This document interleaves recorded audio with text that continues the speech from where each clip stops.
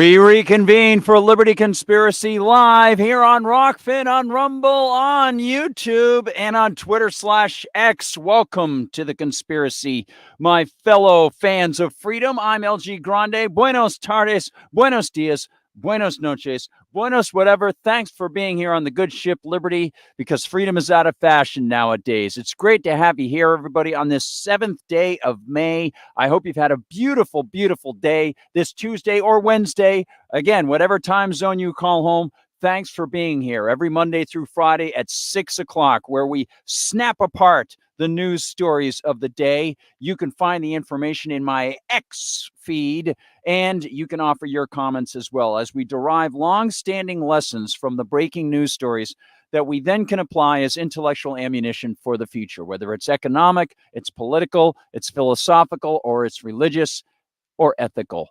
Thank you for being part of the conspiracy, because yes, we must plot and plan and crouch and conspire for the greater days of freedom ahead.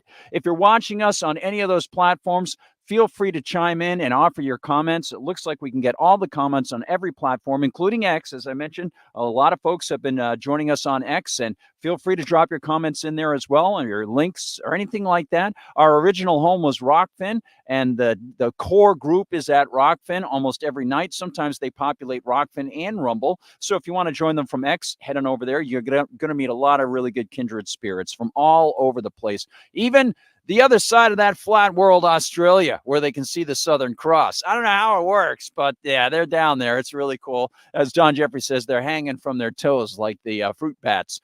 So thank you, everybody, wherever you call home. Thanks for making this your home. I'm Gardner Goldsmith, and if you're finding us because of my work from MRC TV, hats off to you for finding this program, because I don't advertise it or promote it at MRC TV. And hats off to the MRC TV team as well. I really appreciate being able to work with those folks. They are awesome, awesome people. And so we're going to be featuring a little something that they worked with me to put out today.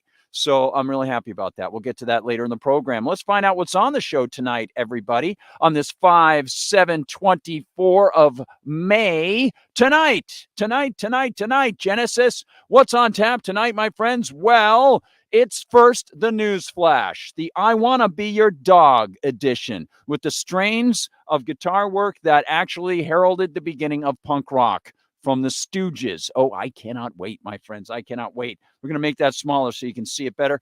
Then we're going to get into number one, as Israel engages in genocide not seen since Cambodia. Biden, yes, stands with Israel on Holocaust Remembrance Day, of all things. And, of course, making you stand with mass murder as well. I don't think that's deniable. Then we've got senators threatening the International Criminal Court. You might have heard about that one. We'll look at the letter that they sent and ask, what, huh? Yeah, that's what we'll ask. And maybe we'll be a little more articulate there. You can offer your comments as well. Ukraine, number 3. France, part of number 3. Near surrender? I feel like Joe Piscopo. Ukraine, France, near surrender, the big story. Well, one of the big stories tonight. We're going to have our big story feature tomorrow. Right now, we're going to talk about how number 3 is Ukraine, France. Perhaps Ukraine is near surrender, or are we near the French making things even worse? Yes, I think that might be the latter of the possibilities, might be the strongest. Then finally, we're going to give you a good news update on gun cases. You know how Toby Leary, our friend from Cape Gun Works and Rapid Fire Radio, Cape Gun Works in Hyannis, Massachusetts, just over that way, by about an hour and a half by car. If we could only teleport, right? But he went all the way to Colorado to try to fight against a particular bill that was one of many.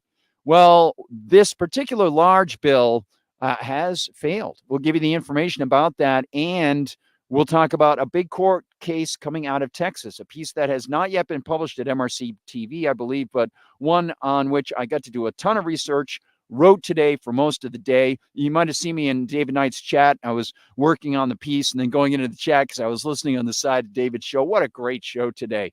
Just awesome. the way he tied in so many stories, he's got an uncanny power. It's amazing. So let's say hi to the folks. Tom Cooper, TC, I see you first right off the bat, man. Thanks for being there inside the awesome chat at Rockfin, buddy. Really appreciate you being there, man. And then we've got, of course, Rumble.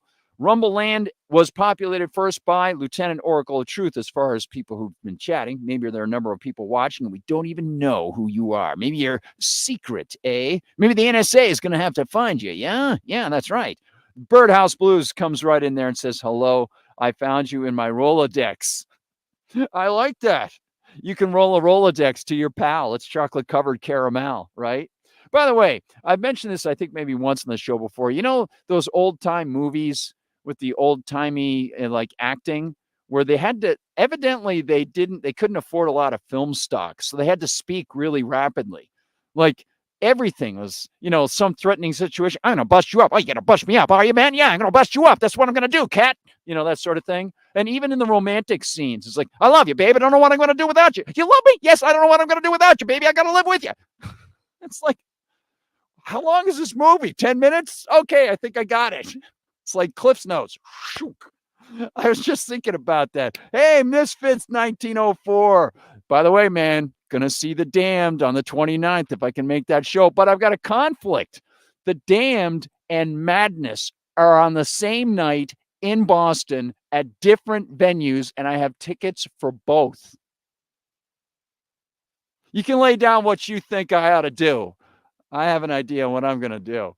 So, anyway, thanks for being there. Harry Hart. Hey, evening, my friend. Good to have you there, man. And let's say hi to folks if they're populating over at YouTube. Please spread the word, give it the thumbs up and all that stuff. And I'll look at your comments and everything as often as possible because you don't know how much I look forward to being here with you guys. This is fantastic. And what a beautiful, beautiful day, right? Gee whiz. So there we go once more, again, with our template for the night, the I Want to Be Your Dog version of The Flash. Let's get right to it. Or perhaps we'll have to wait because, folks, we've got a new sponsor. The show is so big, as you know, we have our new sponsors all the time. They're always coming in. First, it was the Russian propagandist, and then it was Boeing and Lockheed and all those, military-industrial complex contractors that we just adore here, because they're making the world safe for demonocracy. So we got a new one. I didn't even know the advertising staff was working on it. They came in today, all 50 of them, and they surprised me. They say, hey, G-Man, you were in our polyester outfits. We sold another ad spot. I was like, dude, this is great. Yeah, it's big stuff. Let's go to our ad. Do we have them ready? Okay, we got to go to our sponsor voice guy to tell us about the new sponsor for Liberty Conspiracy. And I think you might be familiar with this new sponsor. It's been around for a while, one of these sort of established sort of things. But I haven't heard from this one for a little bit. So let's talk about it right now. New sponsor guy, are you there? That's right, Guard. We have a new sponsor for Liberty Conspiracy. Liberty Conspiracy is brought to you by Free Speech. Sorry, not available in most areas. Back to you, Guard. Hey, that is awesome. Thanks, dude. I'll see you after the show. Awesome stuff brought to us by, not available in most areas, but maybe someday if we conspire enough. Let's hit the news flash, everybody.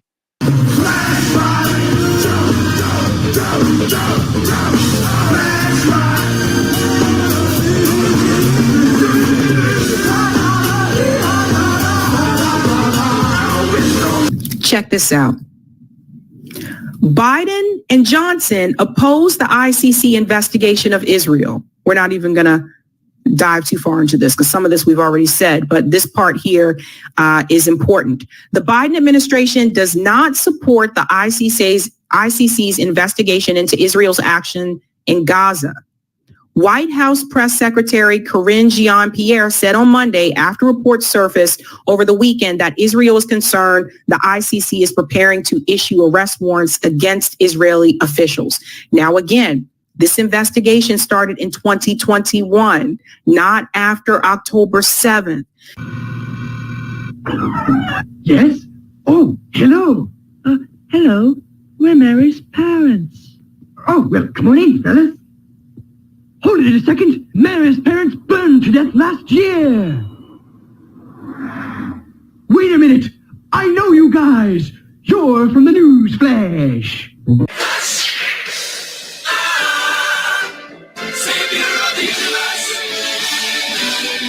How do we begin, my friends? We begin, as I mentioned, with a couple quick stories just to entertain you. And no, not the song Entertain Me by the Psychedelic Furs, but instead we get to hear the strains that introduced the world to punk rock before it was even called punk rock.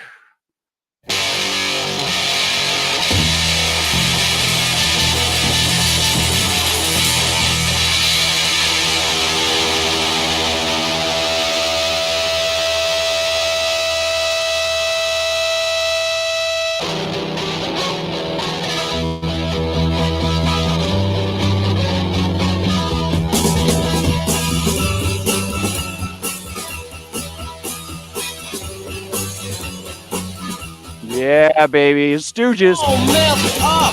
I want you here. And in my room, I want you here. This is, of course, I Want to Be Your Dog. In my room. I want you here. You'll hear strains of this in the song The Phoenix by The Cult. Now we're gonna be face to face. You'll also hear it in Feed the Tree by Belly. Lay right down in my favorite place. But now I wanna be your dog. Now I wanna be your dog. But now I wanna be your dog. Yeah, Stooges, this first album partially produced by John Cale of the Velvet Underground. Come on. Well, come on.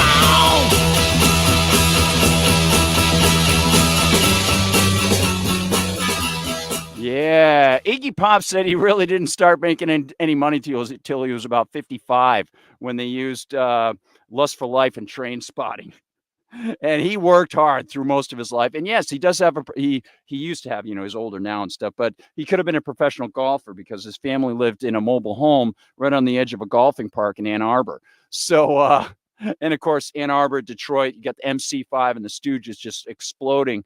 And just amazing stuff. Just amazing stuff. I got to see Iggy on his own. I got to see the Stooges with Mike Watt playing bass, and just amazing. And if you're really interested in the Australian underground rock nexus with the Detroit sound, check out New Race, which is the members of Radio Birdman.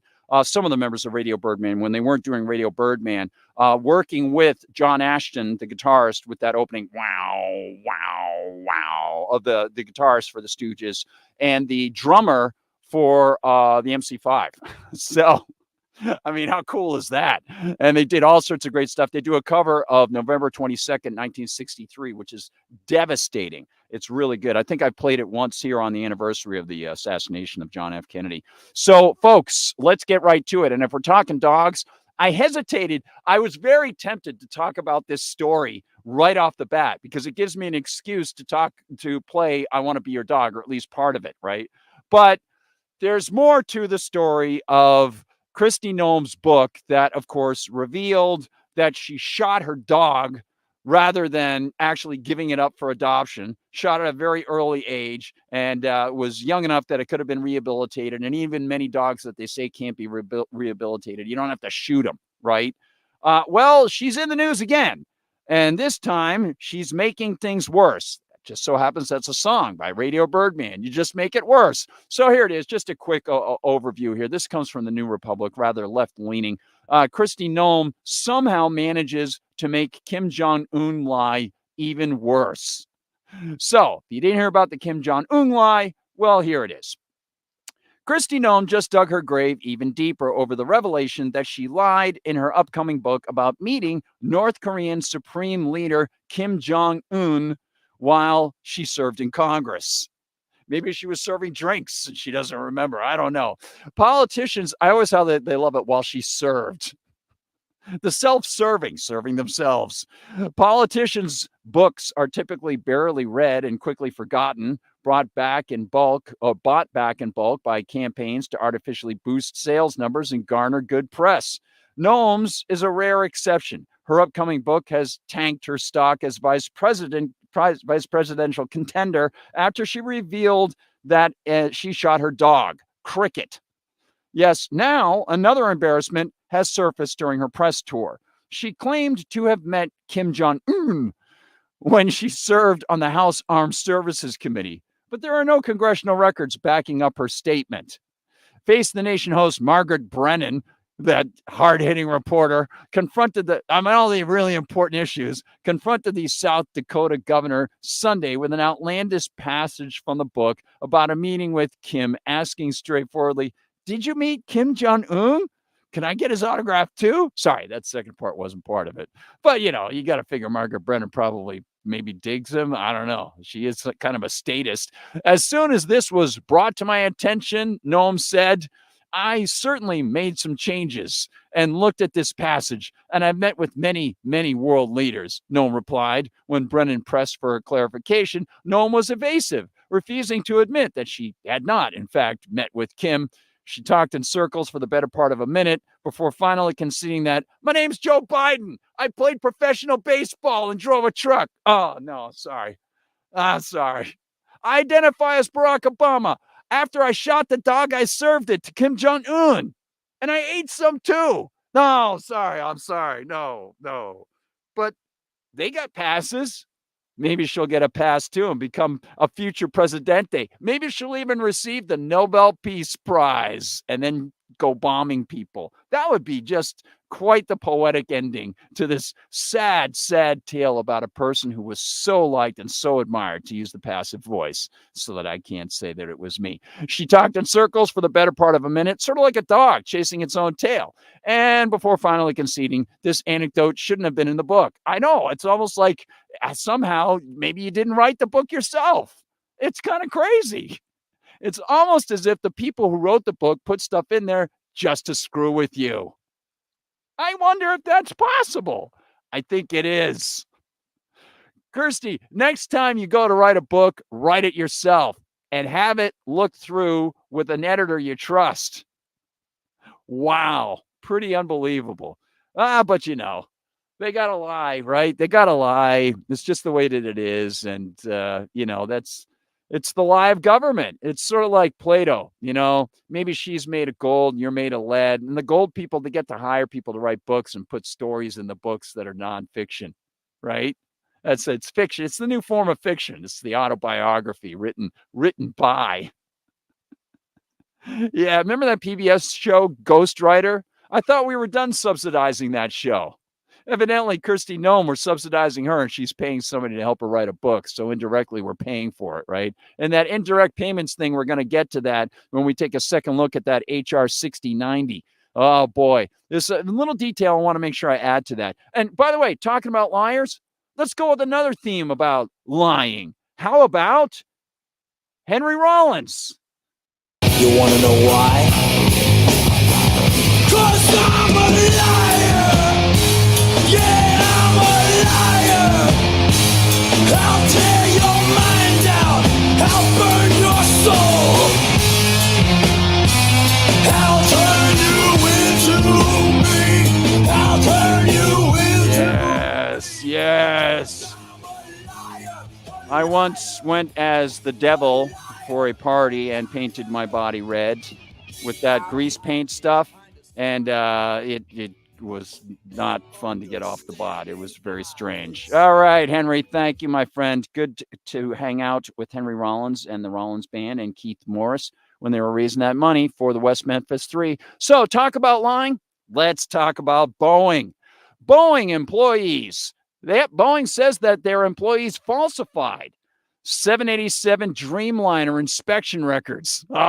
Just adds to your confidence. Nothing like flying the friendly skies, huh? As the FAA opens a new probe. And the FAA's got to be awesome because it is clearly a great functioning competitive system where we can rely on the competitive market to give us the best thing and not unions and politics and steering of airports to go to crazy areas and stuff like that. And the takeover of air routes, starting with the U.S. Postal Service creating their lighted postal routes in the 1920s. None of it is at all in any way corrupt or anything like that. You can rely on the FAA. They'll get it right. In the latest disturbing twist to the Boeing saga, sounds like a mini series, like a family from NBC, It's like Centennial. It's like something James Michener wrote, the lost James Michener novel. Finally, a compelling NBC miniseries, The Boeing Saga. Family members are dropping out of the skies. Oh, man, another one? Jeez. The Boeing saga, the company admitted to falsifying records related to the inspection of its 787 Dreamliner plane. Yeah. Have you been inspected? Nah, it's just a dream. It's just a dream. The company publicly disclosed this after news broke of yet another federal investigation into the company. Now, my question is whether or not the company also hired the same people who ghost wrote Ms. Noam's biography. Maybe they're the same. Maybe it's just like one group of people and they're the ones who come up with all these ridiculous fabrications, sort of like the N95 stuff and the jab stuff, and the idea that the PCR test is reliable, all that stuff, or the canard that government is there for your protection. Maybe it's the same group. Maybe it's just Plato and he's just been living forever. He's scribbling away with a feather or something like that down in his basement, Anyway, here's a little more of that exciting story. The Federal Aviation Administration revealed on Monday, after how long we don't know, that it was conducting a new probe into the embattled airline manufacturer. This one focused on whether records related to the company's 787 Dreamliner. Yeah, I can hear Steve Miller right now. Big old jet airliner. Yes, indeed. Whether or not the Dreamliner records, the company's records, had been falsified, or as Kolchak would say, in a word, falsified, as first reported by the Wall Street Journal. And you can trust the Wall Street Journal nowadays. I figure it probably has been falsified, but then again, it's the journal now. So it's like, might as well get the Weekly World Journal, well, not the Wall Street Journal.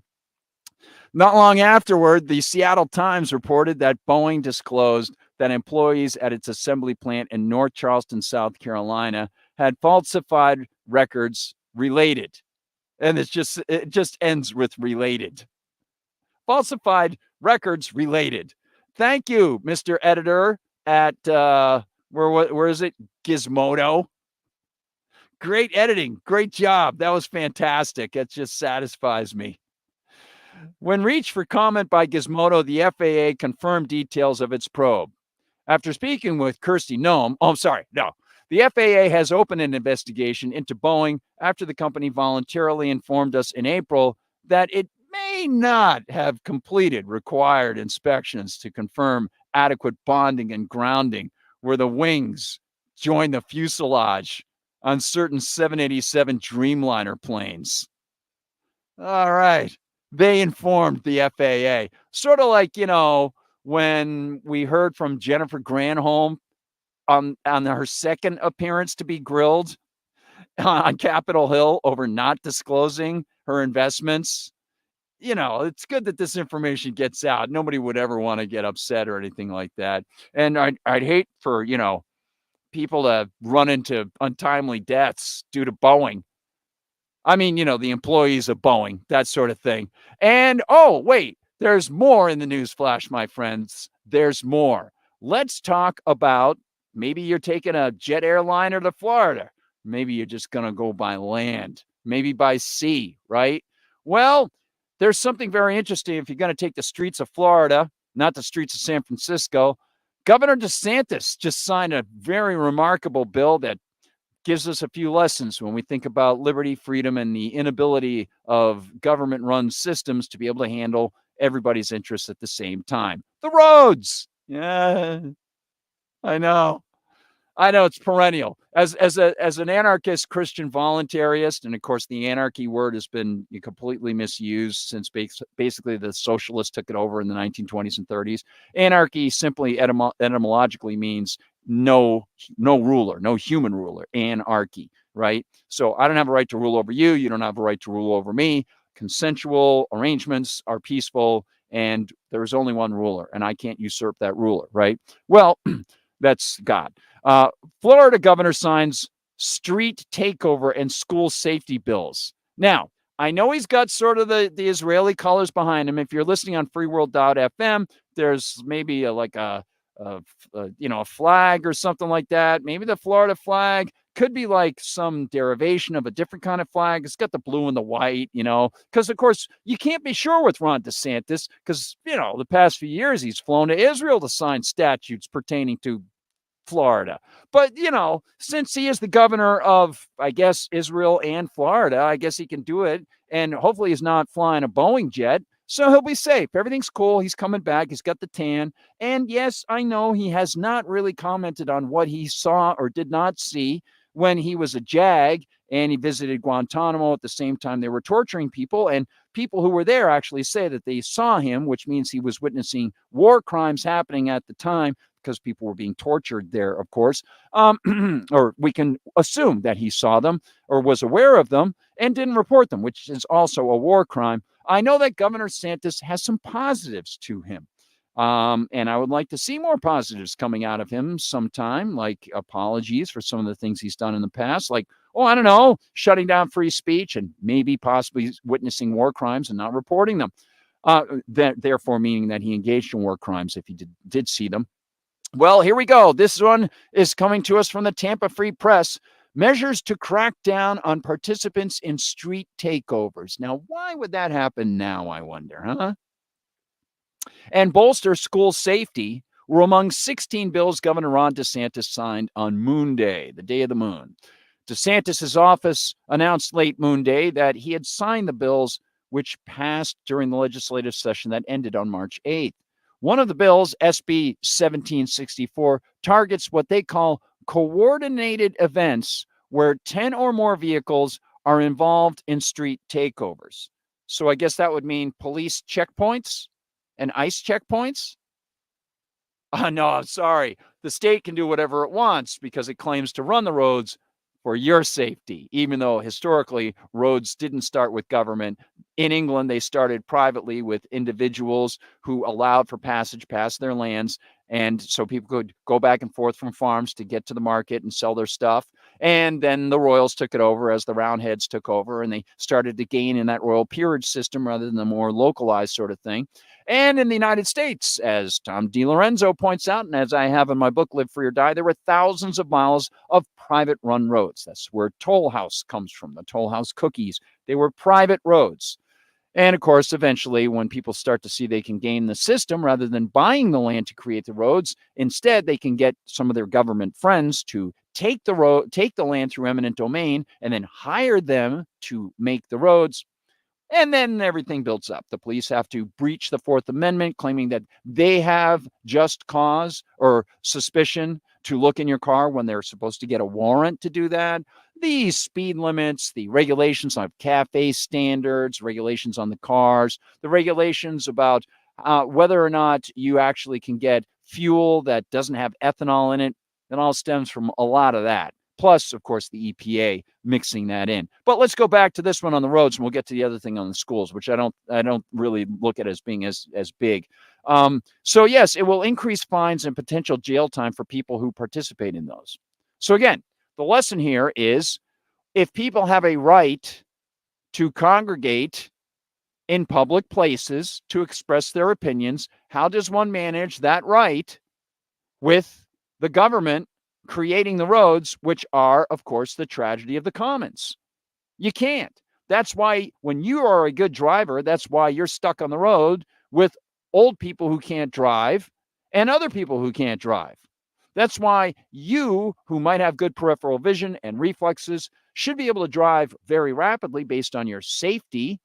And there could be roads, if we had private roads, that were designed that way. Based on your insurance liability to them, they would allow certain people on the roads based on how safe their records were. And you could have different levels for different speeds and different routes. But you can't have that, of course. And people say, well, how would they build the roads? You mean the way they already did? How would I get to the road if the government didn't build my driveway? How could I even get to my front door? How could a store, a grocery store, ever get people into the doors if the government didn't build the lane to get from the government-run road to the store? How could the stores manage their parking lots in snowstorms better and more rapidly than government-run roads to get to those parking lots, which are usually cleared out with giant piles of snow? I don't know. It's weird. It's almost like private systems have an incentive and government systems don't, because they can always grab your money and make up rationales like, oh, we're going to build a new bridge, and then it starts to collapse. You don't see that one with a shiny red ribbon on it, do you? No. Later, you see some nets underneath the overpasses to catch the crumbling concrete, and they'll be there for a long time. Just drive in Massachusetts. You'll see what I mean. All right. Then we've got Representative Kyan Michael, a Jacksonville Republican who co-sponsored the bill, said in February the issue is a public safety problem that occurs from Jacksonville to Miami. She also said current penalties have not been a detriment for many people. So this is a state statute rather than a local statute. I wonder what local people feel, how they feel about that. Because there might be some incentives for local people. Maybe they will change their statutes to allow for certain things to happen. You have to go and get official permission, right? Under the bill, for example, maximum fines for first-time offenses will increase from $1,000 to $2,000, double. People who commit second offenses within a year could face third-degree felony charges up to a first-degree misdemeanor charge. The bill will take effect July 1st. Representative Doug Bankson, an Apopka Republican and co-sponsor, said in March that life-threatening street racing is increasing statewide because of popular video games and movies. Okay, so there you go. That's that part. And then the other part of it is about schools. Another bill signed by DeSantis will provide over $1 million for fighting so-called sex trafficking at massage establishments as well. And let me find the school part here. DeSantis also signed a wide-ranging school safety measure that in part sets new perimeter and door safety requirements that will have to be in place before next school year. So if you're a local person and you realize that your doors just aren't right according to the governor's stipulation, well, then you're going to have to propose an increase to your budget to now change all the doors. That's good. Well, you got to love that top-down mindset from DeSantis, huh? As I said, in New Hampshire, if you go to the second part of the Constitution, Section 2, Article 83, or Article 2, Section 83, it's flipped from the United States version. So it's Article 2, Section 83, or Section 2. Yeah, Section 2, Article 83. That's the way it is. They actually... no, it's Section 1, Article 6. Sorry about that. They actually reserve for the towns the right to contract for all of their school employees. So any state impediment, school class size, teacher-student ratio size, the time of day, the number of days, anything like that, those, if they were put upon by the state, those would be considered unconstitutional. But nobody bothers to look at that. If they wanted to change the thermostat in New Hampshire, state might take control of that for climate reasons, of course. Talking about the climate, let's go with another theme in our news flash. But oh, it's too hot, lady. I gotta run for shelter, gotta run for shade. It's too hot, lady. Gotta cool this anger, what a mess we have made. So long ago, you were my love, oh my love. Yeah, baby, that'll cool you off, huh? How about that? That's good stuff. Oh, man. Yes, and even with broken air conditioners, right? We were talking about that last night. Broken English. Well, here is a wonderful story. Now, this story actually has been around for a while, but she's up the ante. If you look back at this, it's actually a few years old. It goes back a ways, but the money is even greater, and aren't you happy? Washington Examiner reports Hillary Clinton Group wired $500,000 to climate activists behind disruptive protests, like, standing in the streets and stuff like that. A progressive group founded by former Secretary of State Hillary Clinton, and I know what you're thinking. You mean the progressive group called Let's Overthrow Libya? No, that's a different group. How about that progressive group, Can't We Just Drone This Guy? about Julian Assange? Oh, I'm sorry. That was a different group. How about the group, when I hand over the reins to John Kerry, will he make sure that Ukraine gets overthrown? Oh, no, that was a different group. I'm sorry. How about the Marcy Park carpet rollers? No, again, the Whitewater document hiding campaign. No, I forgot. That's a different group too. The child traffickers. No, I'm sorry. And not even a good name for a rock band. Here we go. A progressive group founded by former Secretary of State Hillary Clinton cut a large check recently to a climate change activist hub financing organizations behind disruptive anti-oil protests, bringing the total cash transfers to at least $500,000, records show. Yep, a couple years ago, it was $300,000. If you look it up, I was doing some searching around today. Onward Together. Isn't that great? You're part of it, which Clinton launched after losing the 2016 election, says it's committed to lifting up emerging organizations and leaders who are fighting for our shared progressive values and defending our democracy. Oh, that's a rich dish, isn't it? Shared progressive values and defending our democracy. Reminds me of that line from a James Bond movie. He's talking to Barbara Bach, I think, and she's like, shared bodily warmth. They're like cold. It's, it's cheesy line. It's one of the Roger Moore era ones. Anyway, oh man, at least they had "Live and Let Die." That was a great song. They had Mr. Who's the dude? The voodoo dude. That was cool. He was great. William Holder was his name, not William Holden. William Holder was the actor who played that guy, I think, the voodoo guy.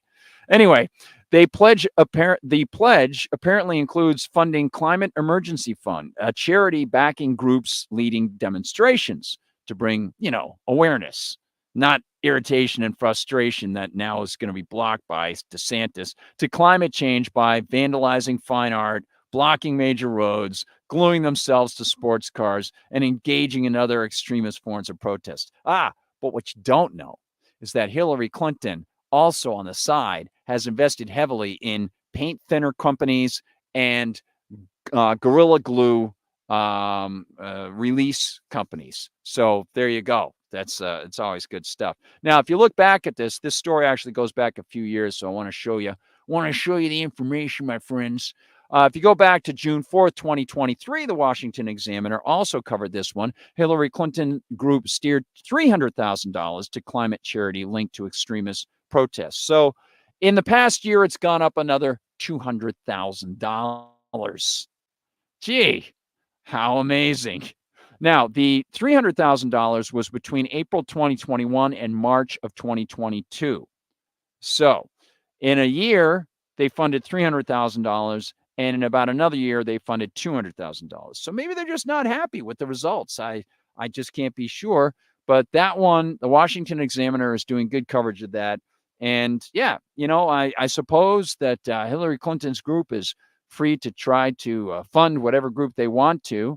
But for some reason, I seem to get the impression that it's a giant hype based on a boogeyman called anthropogenic climate change, which itself has taken our money involuntarily and has funded a bunch of very squirrely, slippery so-called scientists at the IPCC, the University of East Anglia, people like Michael Mann, kind of a slippery sort of dude, people at University of Pennsylvania, University of Virginia, and many universities, plus organizations like this to try to then take the bogus numbers and alarm everybody with them, right? Very important. Wow. As they would say on Saturday Night Live, wow. Now, to wrap up that climate information, I want to give you this one. This was released on May 3rd, and I've had it, and tonight is my night to be able to roll this out. This comes from The Price of Freedom is Eternal Vigilance, the Substack called that, and it's about something called the carbon currency. Now, we've heard a lot about this. I didn't know just how far some people have gone on this. I've reported for MRC TV about the Biden administration re-upping that so-called cost of carbon. There is no cost of carbon. Nobody has sued somebody else over their carbon dioxide emissions, although A city in Florida, in Hawaii, is trying to do that now against oil companies. But no individual has claimed harm because of the carbon dioxide that someone else might be emitting from, say, their barbecue grill or their gas mower, right? That is not something that could be proven in front of a court. It is also, if they're going to argue it, going to require them to show real data, and they won't show the real data.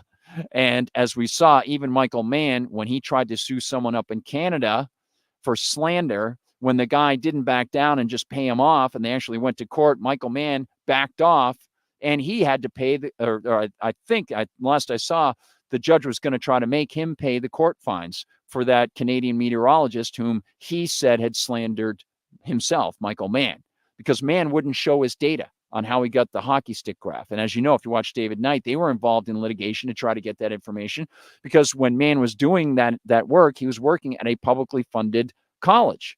So it should be available information. Again, tragedy of the commons. It's getting government money. We're going to get into that again with HR 6090. But here's this story. Let me show it to you if you're watching. Let me bring it up big size. As the cat says, make it big, make myself big. This article should more appropriately be titled The Carbon Currencies, plural, because they are rolling out not just one, but two. Taking a break from the theme of general systems theory, because I see a number of these initiatives being rolled out at this very minute, we shall soon find this connects to the whole story just as well. So that's different. So here's the story from Copenhagen.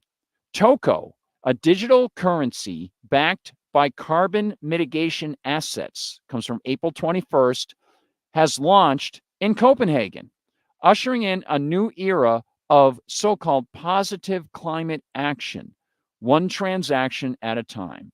Toko is the first currency to provide a payment platform for both people and business, where every transaction in Toko generates new demand for carbon to be removed from the atmosphere. And hence you get the made-up number of the cost of carbon.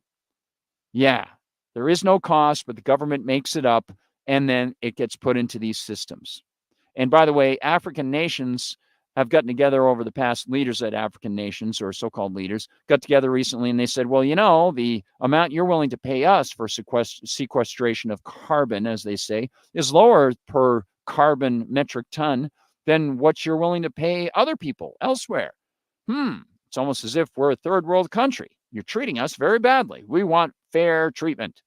So that's the cost of carbon, and it's being incorporated into Toko.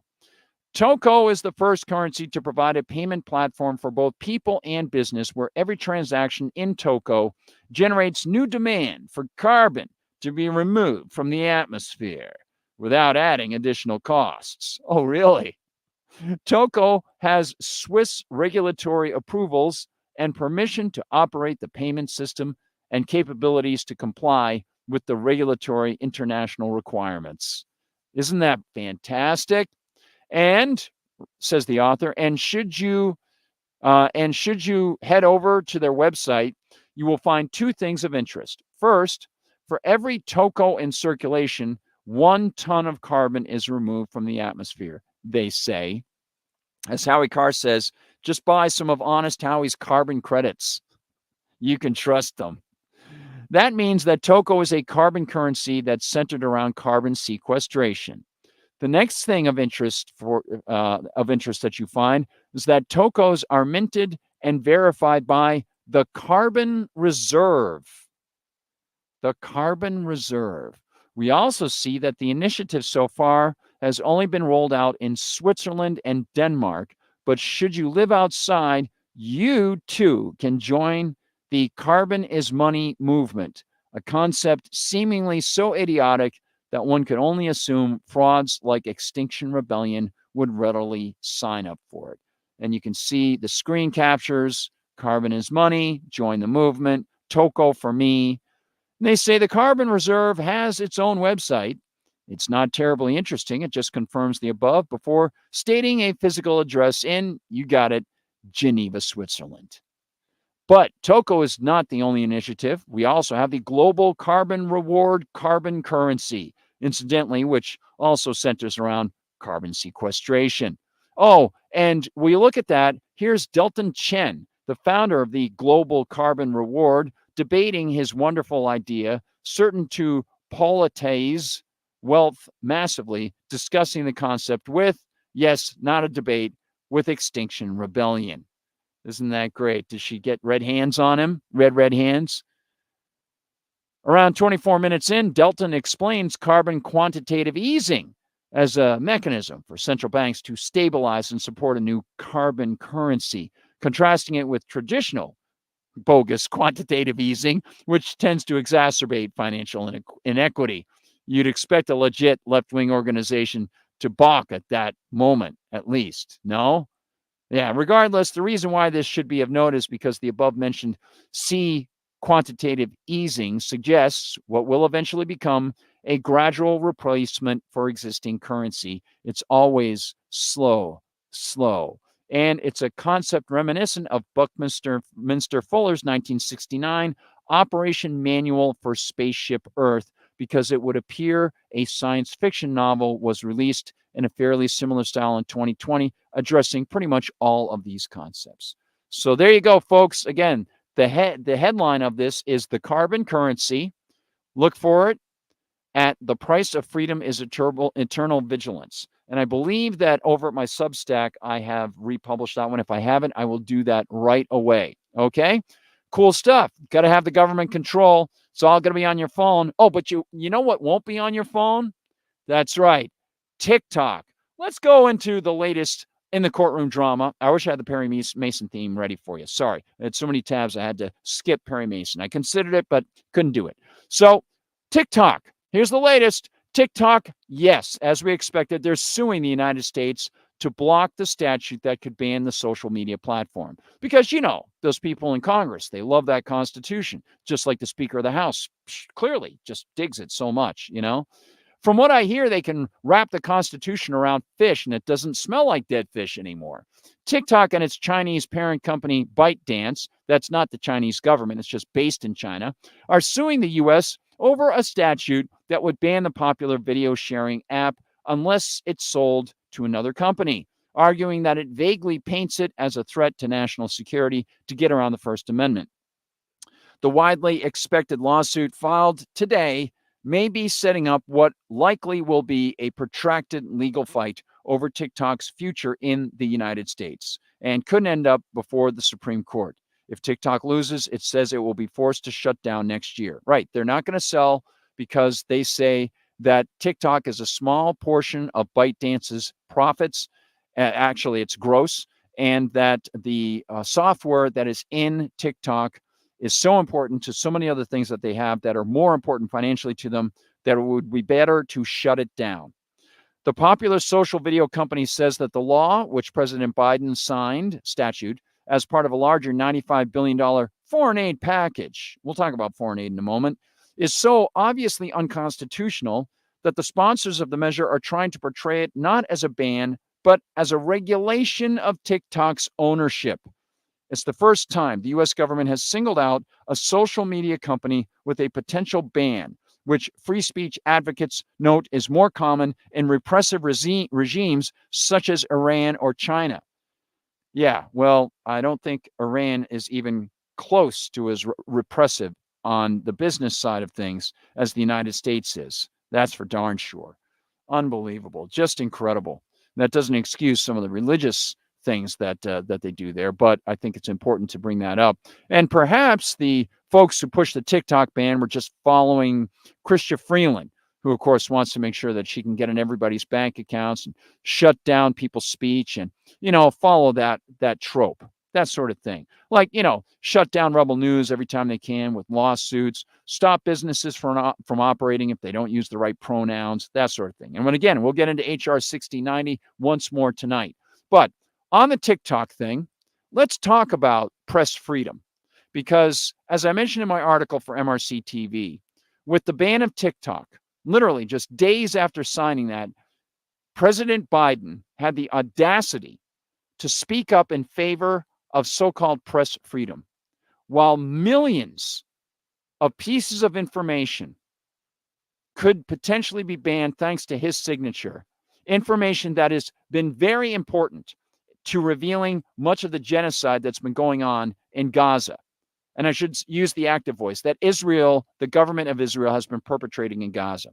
So with big thanks to the folks at MRC TV, I want to show you the latest video that we put together there. This one I got to shoot yesterday, and it's based on that article and the stunning move of Joe Biden and Antony Blinken to actually have their faces shown in favor of so-called Press Freedom Day. Guess what special day recently popped up? No, we're not talking about May the 4th be with you, and we're not talking about Cinco de Mayo. We're talking about May 3rd, known by some as Press Freedom Day.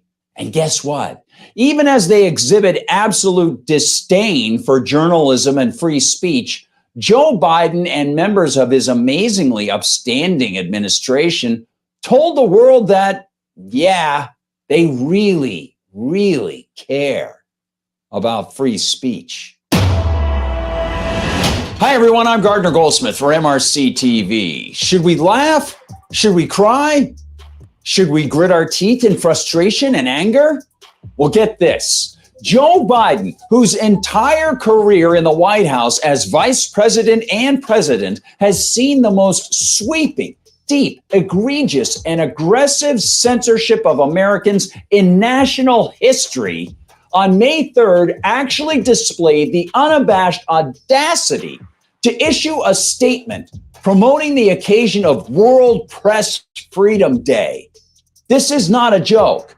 When he wasn't busy pleasantly recalling how the FBI reached out to Twitter to suppress the truth about his son's laptop hard drive, when he wasn't enjoying the political advantage that he, the Ministry of Truth, and many other government agencies and their collectivist allies have given him because the U.S. government actively worked to suppress dissent on everything from the COVID lockdowns to parental discomfort with woke pedagogy. Well, Biden opined in part, journalists go to great lengths to expose corruption, document wars, and other urgent world events, bring to light threats to public safety, and bring citizens the information they need to participate fully in their societies. Some journalists have given their lives to this work. Others have suffered grievous injuries or lost their freedom. Coming from the man who, as vice president, saw the Espionage Act targeted at more journalists and whistleblowers than all previous administrations combined, going back to the passage of the act during World War I, that is a perverse and infuriating statement. One wonders what Stella Assange and many members of the Australian Parliament thought about Biden's gross grandstanding, since their appeal to have Assange allowed back to Australia has fallen on Biden's deaf ears. Not to be outdone, Biden's obnoxious Secretary of State, Antony Blinken, chimed in with his own clownish, easily refuted claim to adore a free press.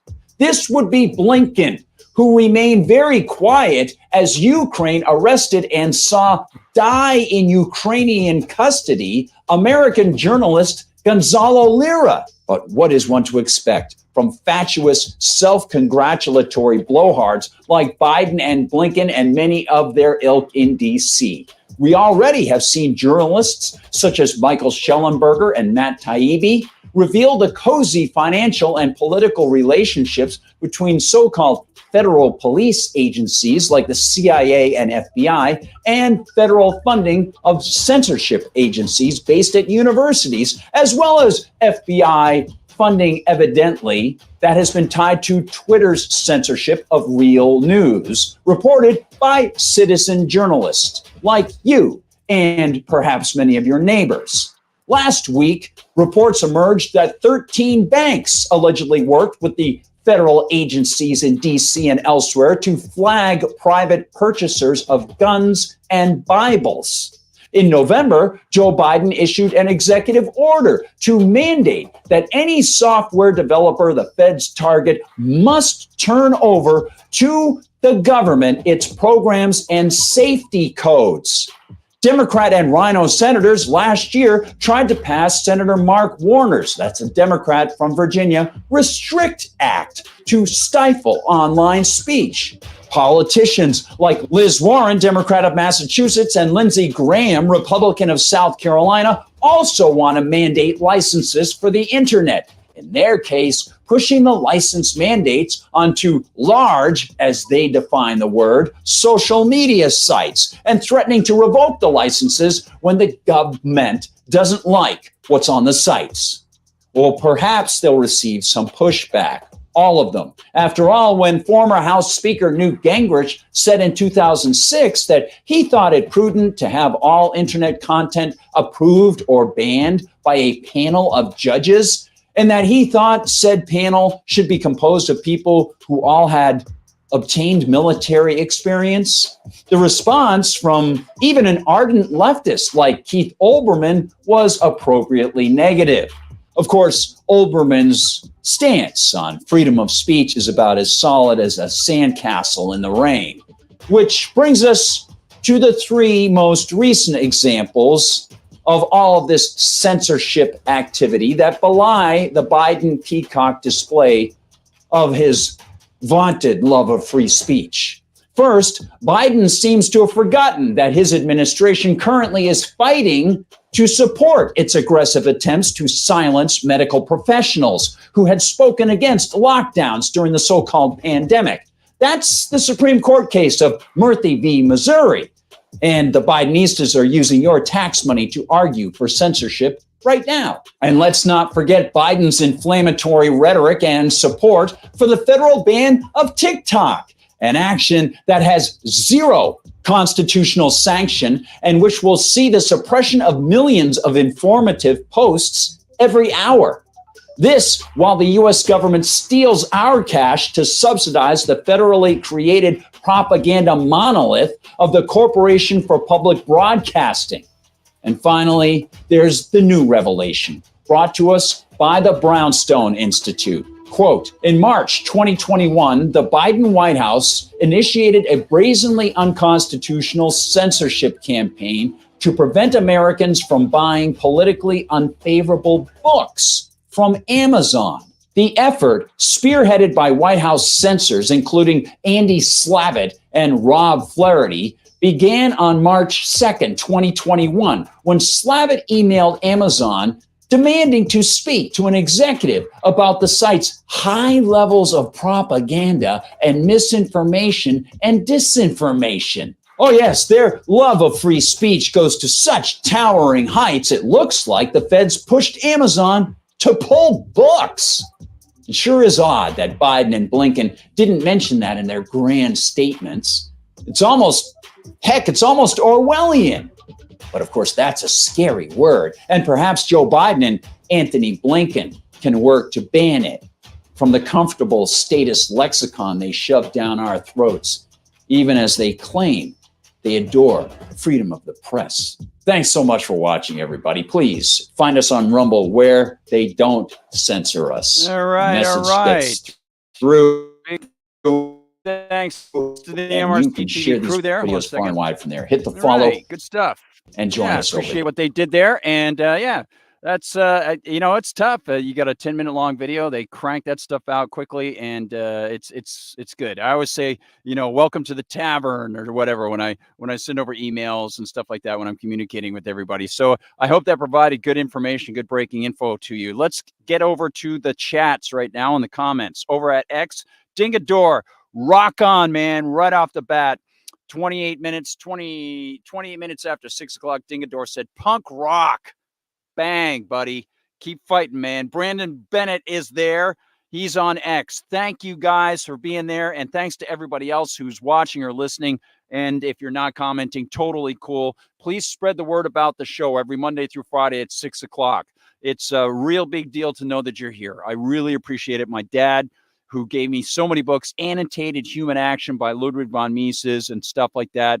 I think he'd be delighted to, if he could be here, sitting here and commenting with all of you, that would be fantastic. Let's offer some more comments from over at Rockfin's side. TC Tom Cooper with the Misfits avatar. Can't go wrong with that, man.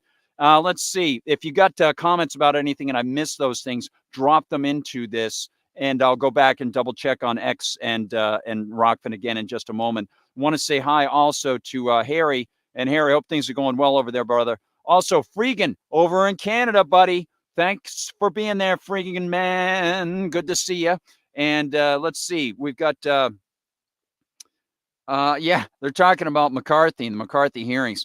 Yeah, the people that he accused of being associated with the Communist Party, he was right, the question is, of course, how that was used to portray him as anti-speech, whether he was really anti-speech, how it became something that was carried for 20 some years by progressives and Marxists to say, well, this is McCarthyist. Well, if it is, then why are you engaging in the same sort of behavior now, except without actually coming up with any real information to say that, if I criticize the state of Israel, somehow that's anti-Semitic, right? At least McCarthy was targeting people when he was correct about those things. He was correct.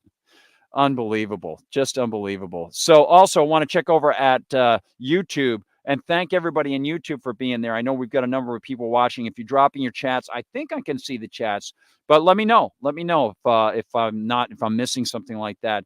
Feel free to drop a chat. If you're not seeing it, hop over to X and, check out my feed. It's at Guard Goldsmith. And also once more on X, thank you guys for being there as well. And let me know where you're from if you want to. I'd be curious to find out where you're from, Dingadare, and any of the other folks there. Just check in. Let us know how wide-ranging the conspiracy is. And if you're watching after the fact, remember, at Rumble and YouTube, if you see any of these news stories that I go through every night, and you'll find the links, most of them in my X feed. So you can refer to those if you want to get the textual links to those stories and pass them on to people. But if you want to pass on the video portions of those things at a particular point where there's a story that you think is really important to you, then just pause it. And at YouTube and Rumble, you can share it at that time point, and it'll go straight to that for the person who receives the link. So, all right. So I appreciate what the guys at MRC TV did. I don't appreciate what the folks in Congress did with HR 6090. Now, last night we got to play some pretty good stuff covering this, and I got into this a little bit, and I mentioned that although this pertains to the Title VI portion of the 1964 Civil Rights Act, and people think that it will pertain to, in a similar way as Title IX, that it will pertain only to educational institutions. I mentioned, and a number of other people are saying it's going to be more than that. Now, I want to expand on that. I didn't get, people criticizing or whatever, but I realized it's worth revisiting this. So I want to go actually to the text of the act and show it to you. This is right here. It's a very short act from the 118th Congress. That's 118 too many, I'm afraid. Section 1, the short title, it's called the Anti-Semitism Awareness Act of 2023. Okay, so just that ought to be enough for people, right? Now, some people might first blush at this, say, oh, yeah, the government is defining what anti-Semitism is. Yeah, that's a pretty bad idea. But the government already defines a bunch of things that they shouldn't be defining. Like, what is okay or not okay to buy for your light bulb, those sorts of things. So, of course, we can expect that they're going to do this sort of thing. They already have the FCC.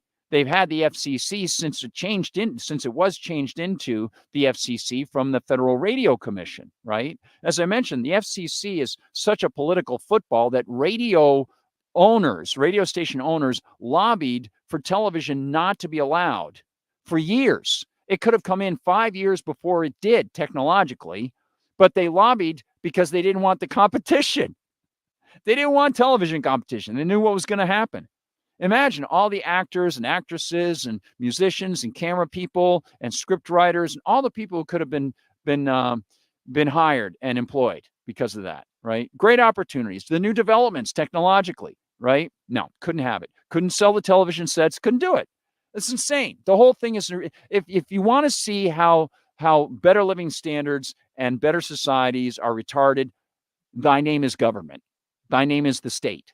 Because by definition, the state is sociopathic.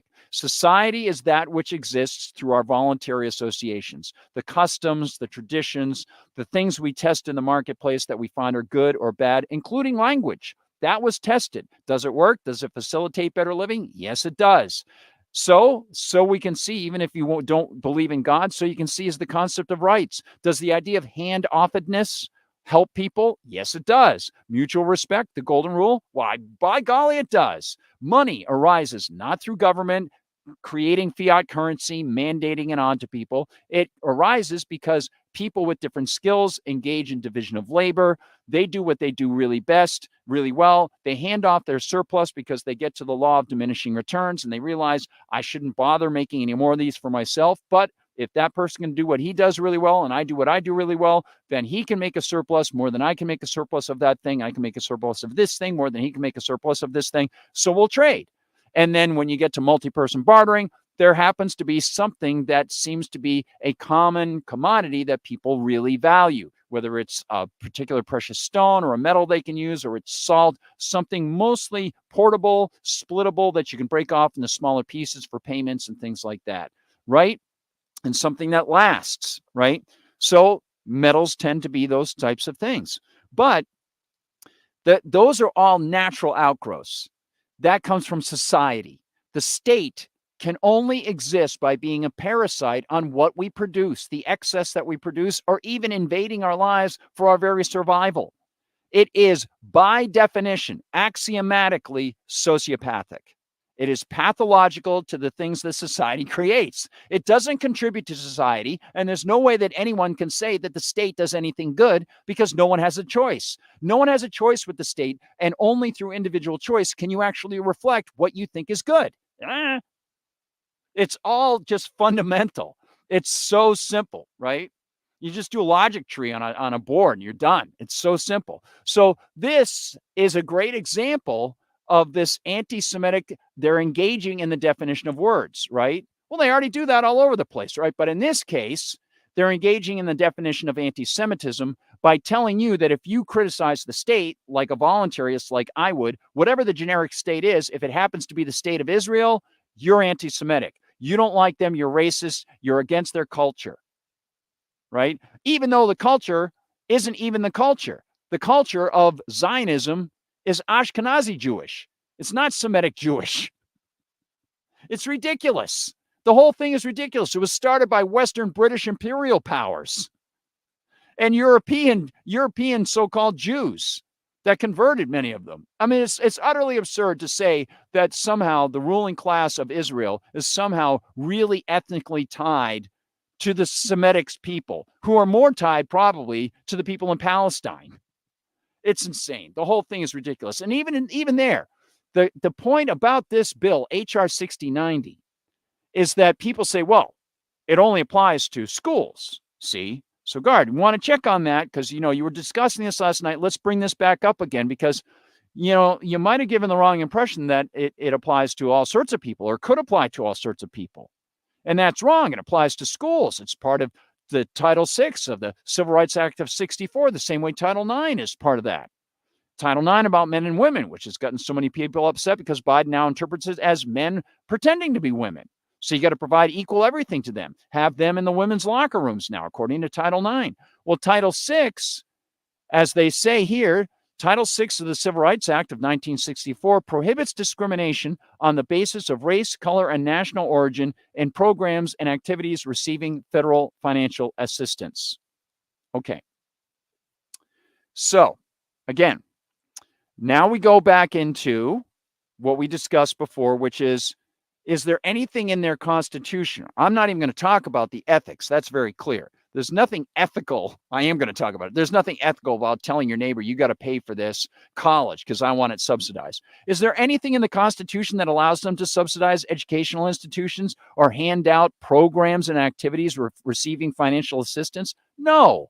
And for that, you can turn to David Crockett's 1830 speech, Not Yours to Give, when he said, we can't hand money out constitutionally for all of these wonderful things that we think are proxies to charity. It's not charitable in the first place, and it's not constitutional. He learned his lesson. He spoke up in his second term after he made a mistake in his first term and tried to give money to some fire victims in Georgetown. A local guy back in Tennessee told him, you made a mistake. And he thought about it. He said, you know what? You're right. I did make a mistake. And from that point on, he toed the line, at least on that constitutional side. Even though I'm not a constitutionalist per se, I do say that those people swear the oath, at least they could be honest towards that. And he was after that. Good for him, right? Quite a noble character, that guy, David Crockett, from what I've seen. Maybe somebody could dispel me in the notion, but it seems like he was quite a guy. So this financial assistance itself is immoral and unconstitutional, okay? But it implicates larger things, as I mentioned.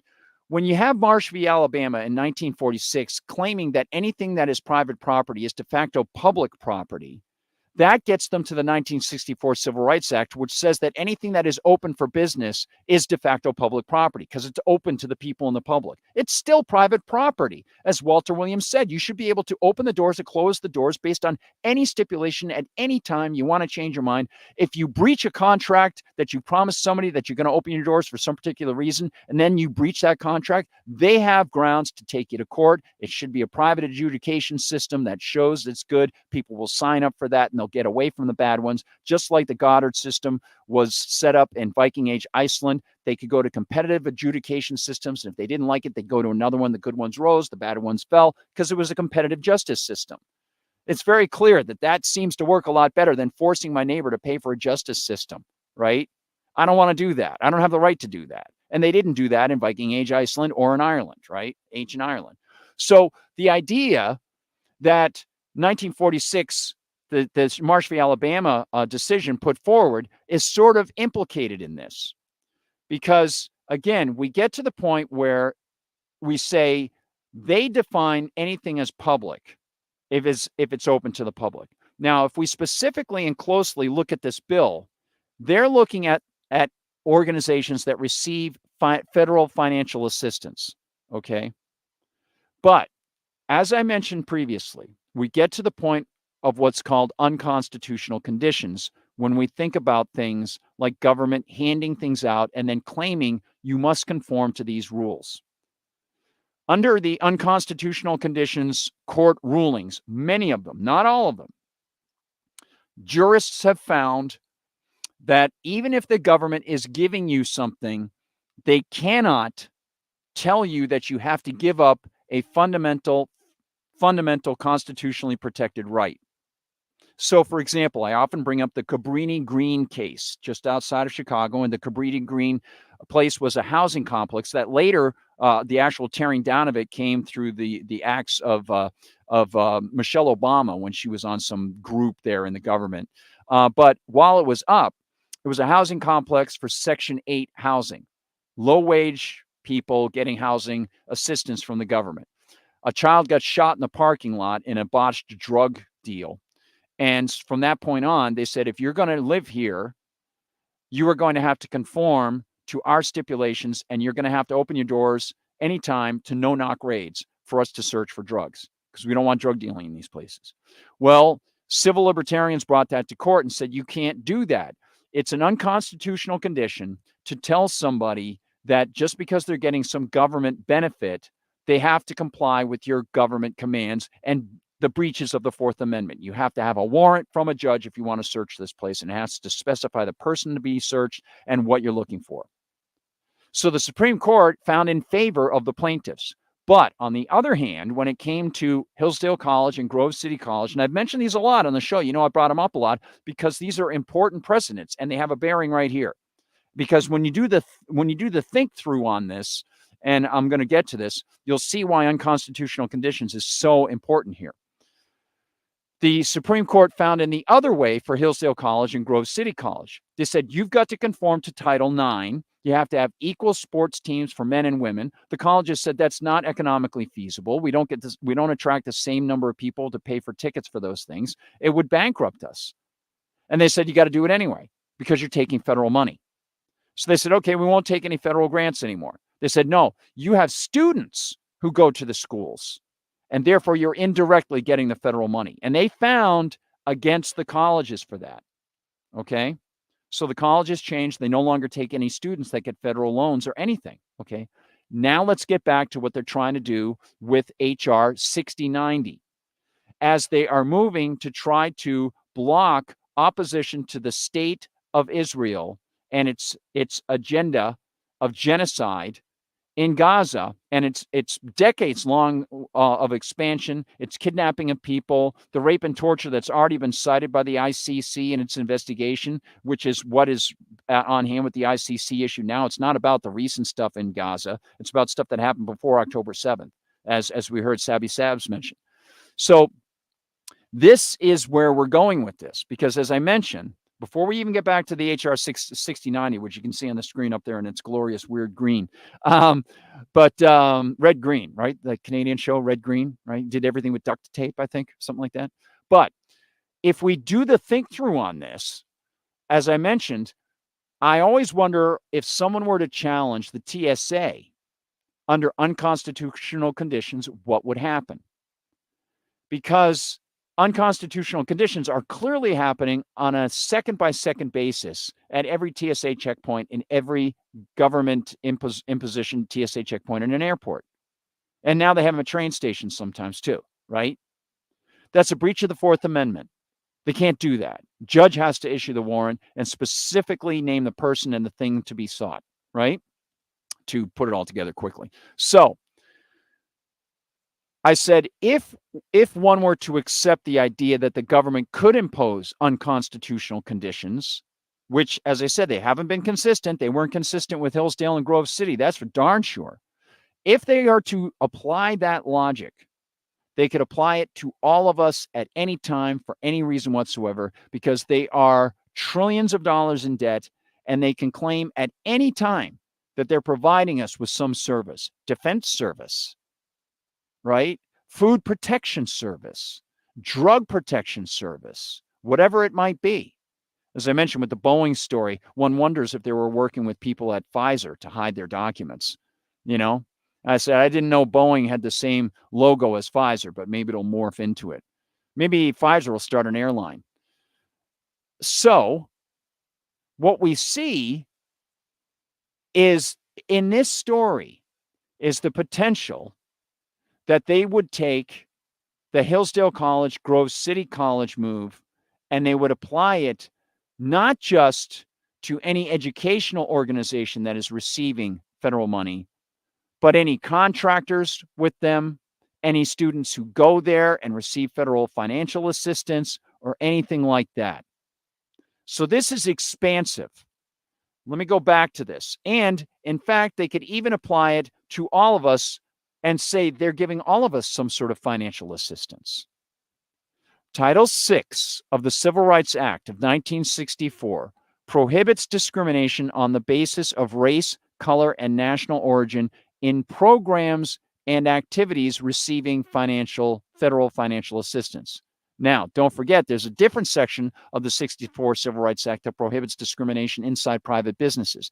But this is the specific portion of the Civil Rights Act that was brought up in HR 6090. They said, while such title does not cover discrimination based solely on religion, individuals who face discrimination based on actual or perceived shared ancestry or ethnic characteristics do not lose protection under such title for also being members of a group that share a common religion. So they're conflating the state of Israel with religious Judaism, first of all. And of course, they're conflating just citizens of Israel or members of the government with religion or ethnicity, right? Don't forget, many members of the United States Congress are also citizens of Israel. Discrimination against Jews may give rise to a violation of such title when the discrimination is based on race, color, or national origin. There you get the state, which can include discrimination based on actual or perceived shared ancestry and ethnic characteristics. It is the policy of the United States to enforce such title against prohibited forms of discrimination rooted in, as they say, anti-Semitism. So they've locked up the idea that if you're critical of the state, you're now anti-Semitic. They put it right in there, right? They're changing the definition of words. It's very Orwellian, but the FCC can make anything offensive if it wants to, right? They even use the term community standards, which is supposed to be what the First Amendment allows. It says Congress shall make no law. Localities and states could come up with their own statutes depending upon what's in the state constitution for speech and broadcasting or curfews, anything like that, right? Religious institutions, that sort of thing, right? Well, they use the term community standards in the FCC. Why? Because they create the standards and then they put the label community standards as if you have to accept them from the community. It's all very, very Rousseauian. Discrimination against Jews, they say, may give rise to a violation of such title when the discrimination is based on race, color, or national origin, which can include discrimination based on actual or perceived shared ancestry, or ethnic characteristics.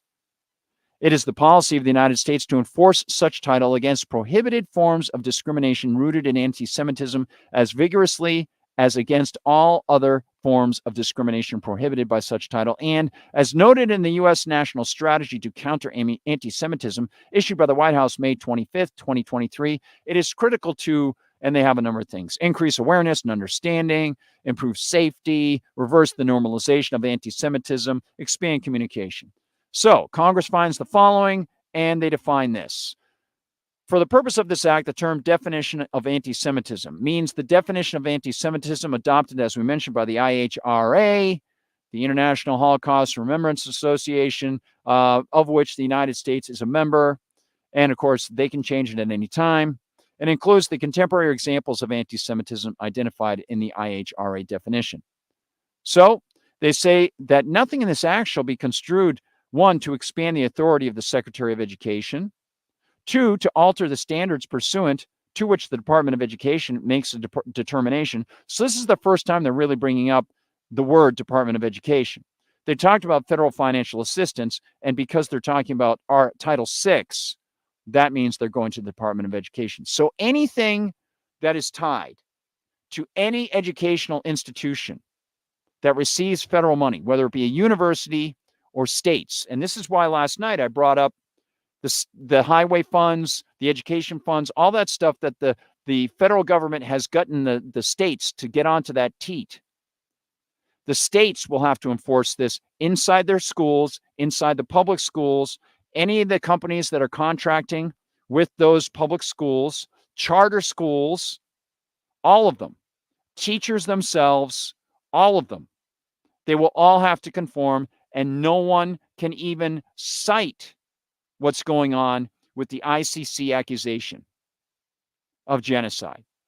If they were to say peace is good for Israel and Palestine, would that be considered anti-Semitic?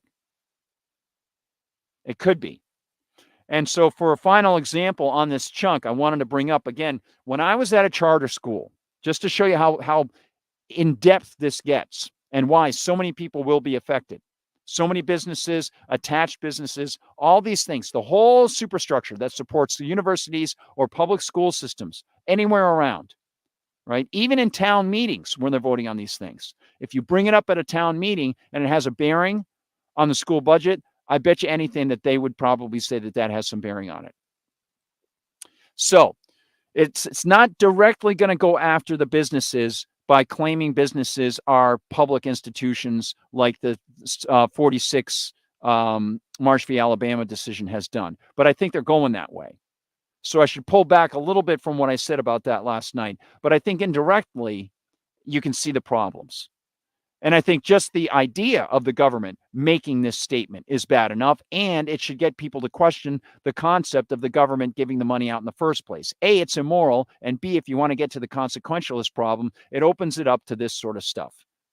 Reductio ad absurdum becomes, of course, the tragedy of the commons, where the government will decide what is allowed, right?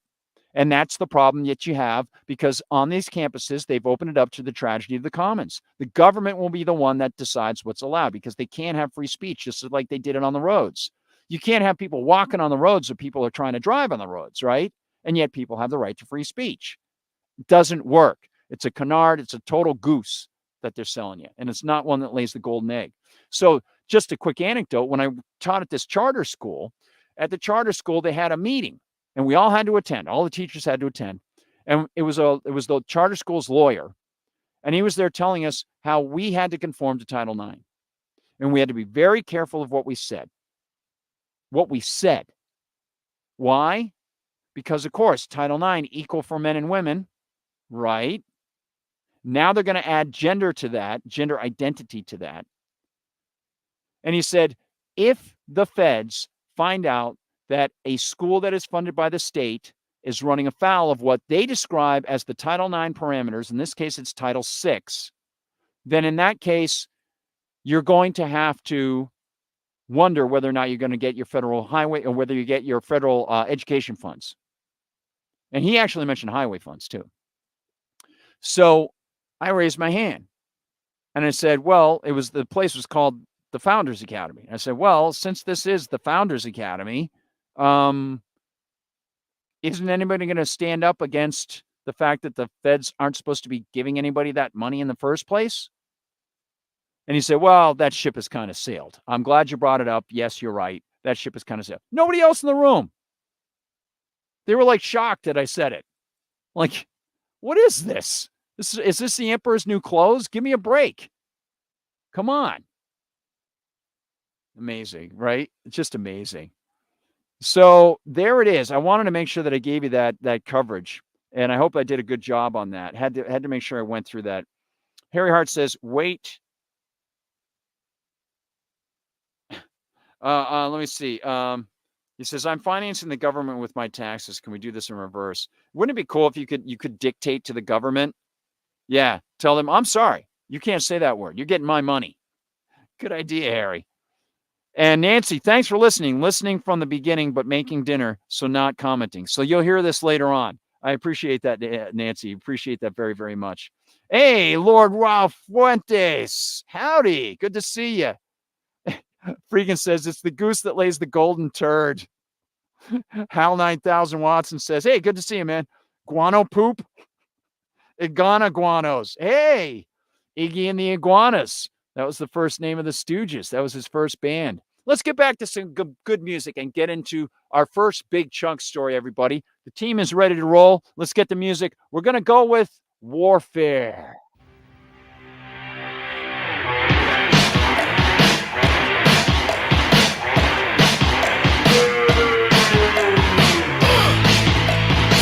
About the sunshine. Speak about the sunshine. Speak about the sunshine.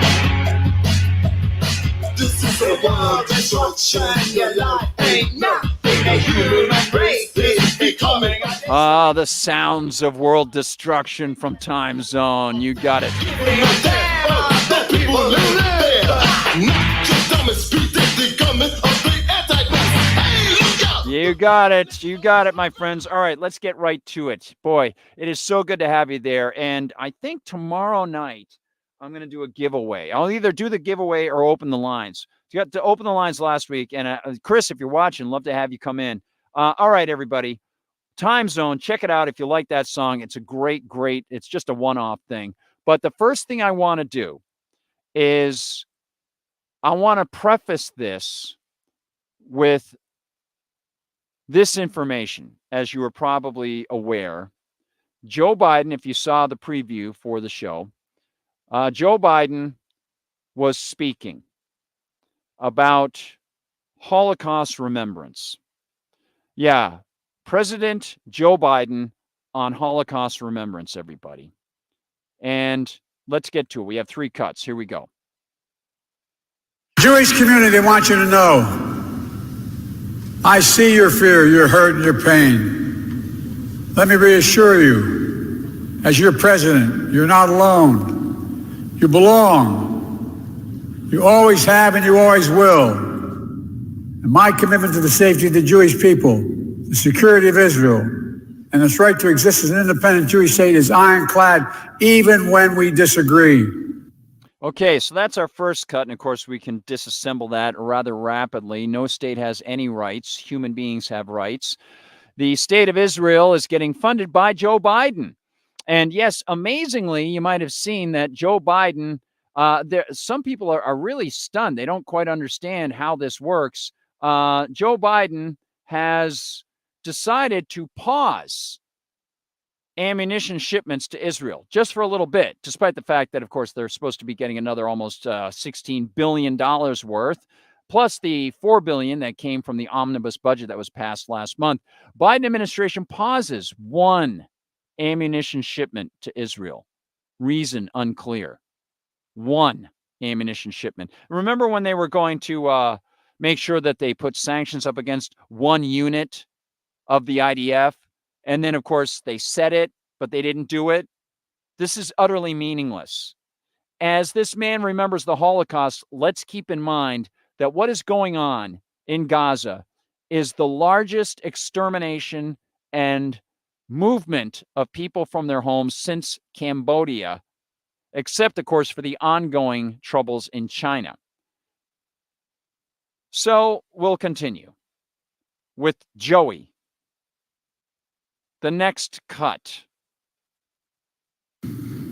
Some injustices are so heinous, so horrific, so grievous, they cannot be buried, no matter how hard people try. Okay, let's stop it right there. Anybody see what's been discovered recently in Gaza? Even now as they carpet bomb Rafah? Mass graves, except they're not really graves, they're just pits. People with their hands tied behind their backs, bullet holes in the backs of their heads, kids. And they're not dead from crushing injuries, like after the Israeli forces used your tax money to pulverize hospitals, 99% of them no longer functional, as they promised those people they would be safe in the southern portion of Gaza, Rafah, and of course now they're carpet bombing Rafah. Joe Biden has a lot to say, however, because he is quite the moral dude, as we all know. Here's the next one. And we recommit to heading and heeding the lessons of one of the darkest chapters in human history. Okay, so I hope you understand how dedicated he has made you to the nation state of Israel. Now let's go to antiwar.com just to catch up on some of the big, exciting things that have been going on thanks to Joe Biden. First off, this one. Israeli ground forces enter Rafah. Report says Israel is trying to take control of the Palestinian side of the Rafah border crossing. Israeli tanks have entered Rafah and appear to be pushing to capture the Palestinian side of the Rafah border crossing, where they said everybody would be safe, except now they're forcing everybody to move. That is a city that typically has a population of 100,000. Upon seeing all the refugees come down, living on the streets, not having enough water, of course, trying to get food, but, seeing people shot who were bringing the food, the population swelled to 1.2 million. Now they got to move back out. Classic. It's classic. So an Egyptian official told the Associated Press that the Israeli operation could be limited, they said, and that Israeli forces could soon withdraw. But Egypt is also preparing for the possibility of a major influx of Palestinian refugees entering its territory. According to Middle East Eye, Cairo estimates between 50,000 and 250,000 Palestinians could flee towards Sinai. A source told Axios that Israel plans to take control of the Rafah border crossing and monitor all aid that enters Gaza. Well, it sure is great that, of course, the Palestinians already accepted a peace deal, or they seem to have accepted it. But despite that, the Israeli forces say they're going to engage the Gaza attack nonetheless. Let's go back to antiwar.com to see some more of the important information. You can see all of these stories at Antiwar, and they're doing their fundraiser up top. Please keep it in mind. Here's a very good one. Everything to know about the truce proposal Hamas agreed to. You'll find this retweeted at my X to mix my metaphors. I'll allow the cookies. This comes from Al Jazeera, which, of course, has been banned in Israel starting over the past 48 hours. Israel's war on Gaza. All to know about the truce proposal Hamas agreed to. Hamas officials have shown Al Jazeera a copy of the Egyptian-Qatari ceasefire proposal that the movement says it has agreed to. The proposal includes 3 phases and would see an end to Israel's war on Gaza, as well as the release of Israeli captives held in the enclave and Palestinians held in Israeli prisons. And of course, the Israeli holding of those prisoners has been going on for years, but you don't hear the United States government and the president of the United States' pals in big corporations talking about it. Media outlets, they never seem to have brought that up. Hamas's announcement on Monday was met with celebrations in Gaza as Palestinians hoped it would finally bring an end to a nearly 7-month-long war in which Israel has killed at least 34,700 people in the Palestinian territory. However, of course, Israel's response was less than enthusiastic as it continued to emphasize its desire to attack Rafah, and this was written before that, and started. Hamas's attack on Israel on October 7th killed about 1,400 people, while 250 were taken captive to Gaza. Approximately 100 of those captives are believed to be alive and in Gaza, with others released or killed during the war or killed by the IDF. For its part, the United States has been tight-lipped. Officials said they were reviewing Hamas's response, but again, not asking the Israelis for peace in any way. They're reviewing. They're going to delay. They have expectations. They're going to delay. Let's go back now to Sabby Sabs as she reviews something big. Oh, in fact, let me do this before I even do that. Let me just show you the response to the ICC from 12 senators. They're threatening sanctions against ICC member states and the ICC itself over the case of Israel, as I said, which pertains to pre-October 7th Israeli crimes like kidnapping, no due process, rape, torture.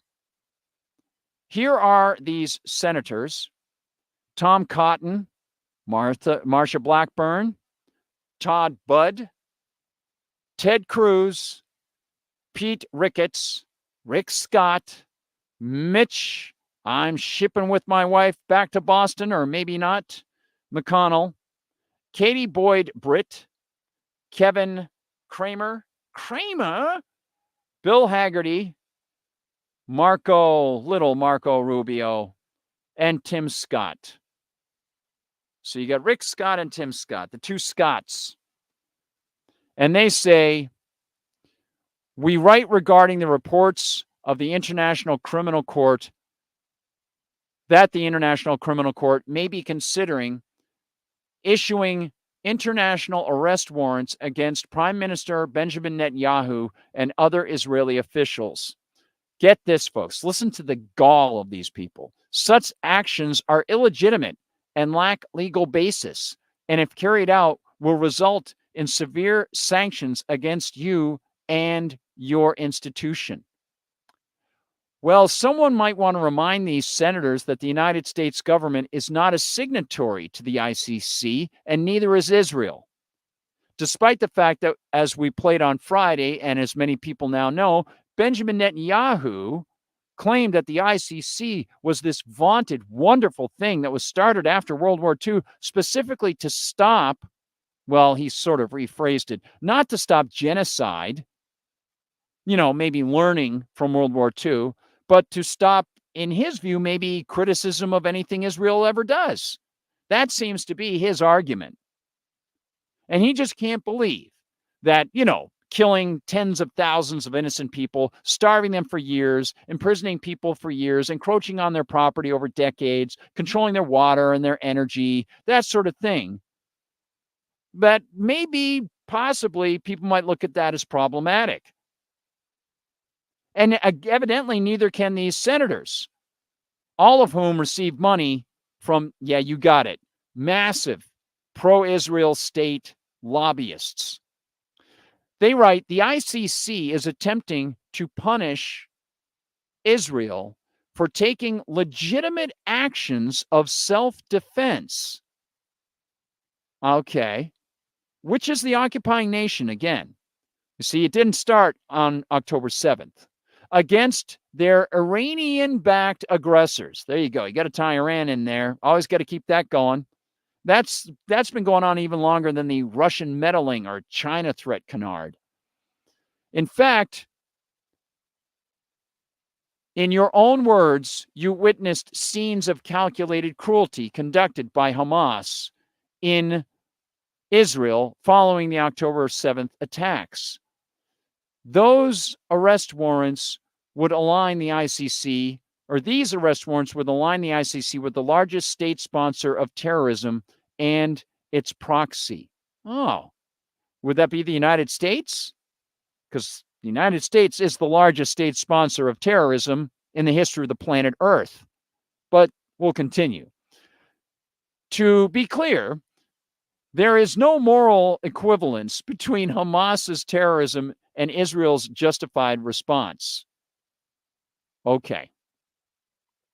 They say, I'll just go down to this, the United States will not tolerate politicized attacks. This coming from the people who just signed the Don't Criticize Israel thing in the House, and it's, going over to the Senate now. Yeah. The United States will not tolerate politicized attacks by the ICC on our allies. Is the United States at war? No. Therefore, you can't technically say they have allies or adversaries. Target Israel, and we will target you. Did you hear that? Target Israel, and we will target you. If you move forward with the measures indicated in the report, we will move to end all American support for the ICC. Sanction your employees and associates and bar you and your families from the United States. And the final line, everybody, you have been warned. Like it's some sort of movie. Like you can hear the sonorous voice of Orson Welles. You have been warned. It's like the great and powerful Oz. Wow. What do you think of that? We got Tom Cotton, Marsha Blackburn, Todd Budd, Ted Cruz, Pete Ricketts, Rick Scott, Tim Scott, Marco Rubio, Bill Haggerty, Kevin Kramer, Katie Boyd Britt, and Mitch McConnell. I got a Mitchie trigger finger. Harry Hart says, these people are deranged. It's all about bloodletting. Man, Harry, I got to open the lines. If you can come on sometime, I'd love to just, even if you're just with your phone on just calling in or something, that'd be great. And we have here, Hal 9000 Watson brings up a good side point. He says that's why Fox and Newsmax say if you protest the war, you automatically hate Jews. Hal 9000 says, I'm not pro-Palestine, but I'm certainly anti-genocide and dislike Israel. Yeah.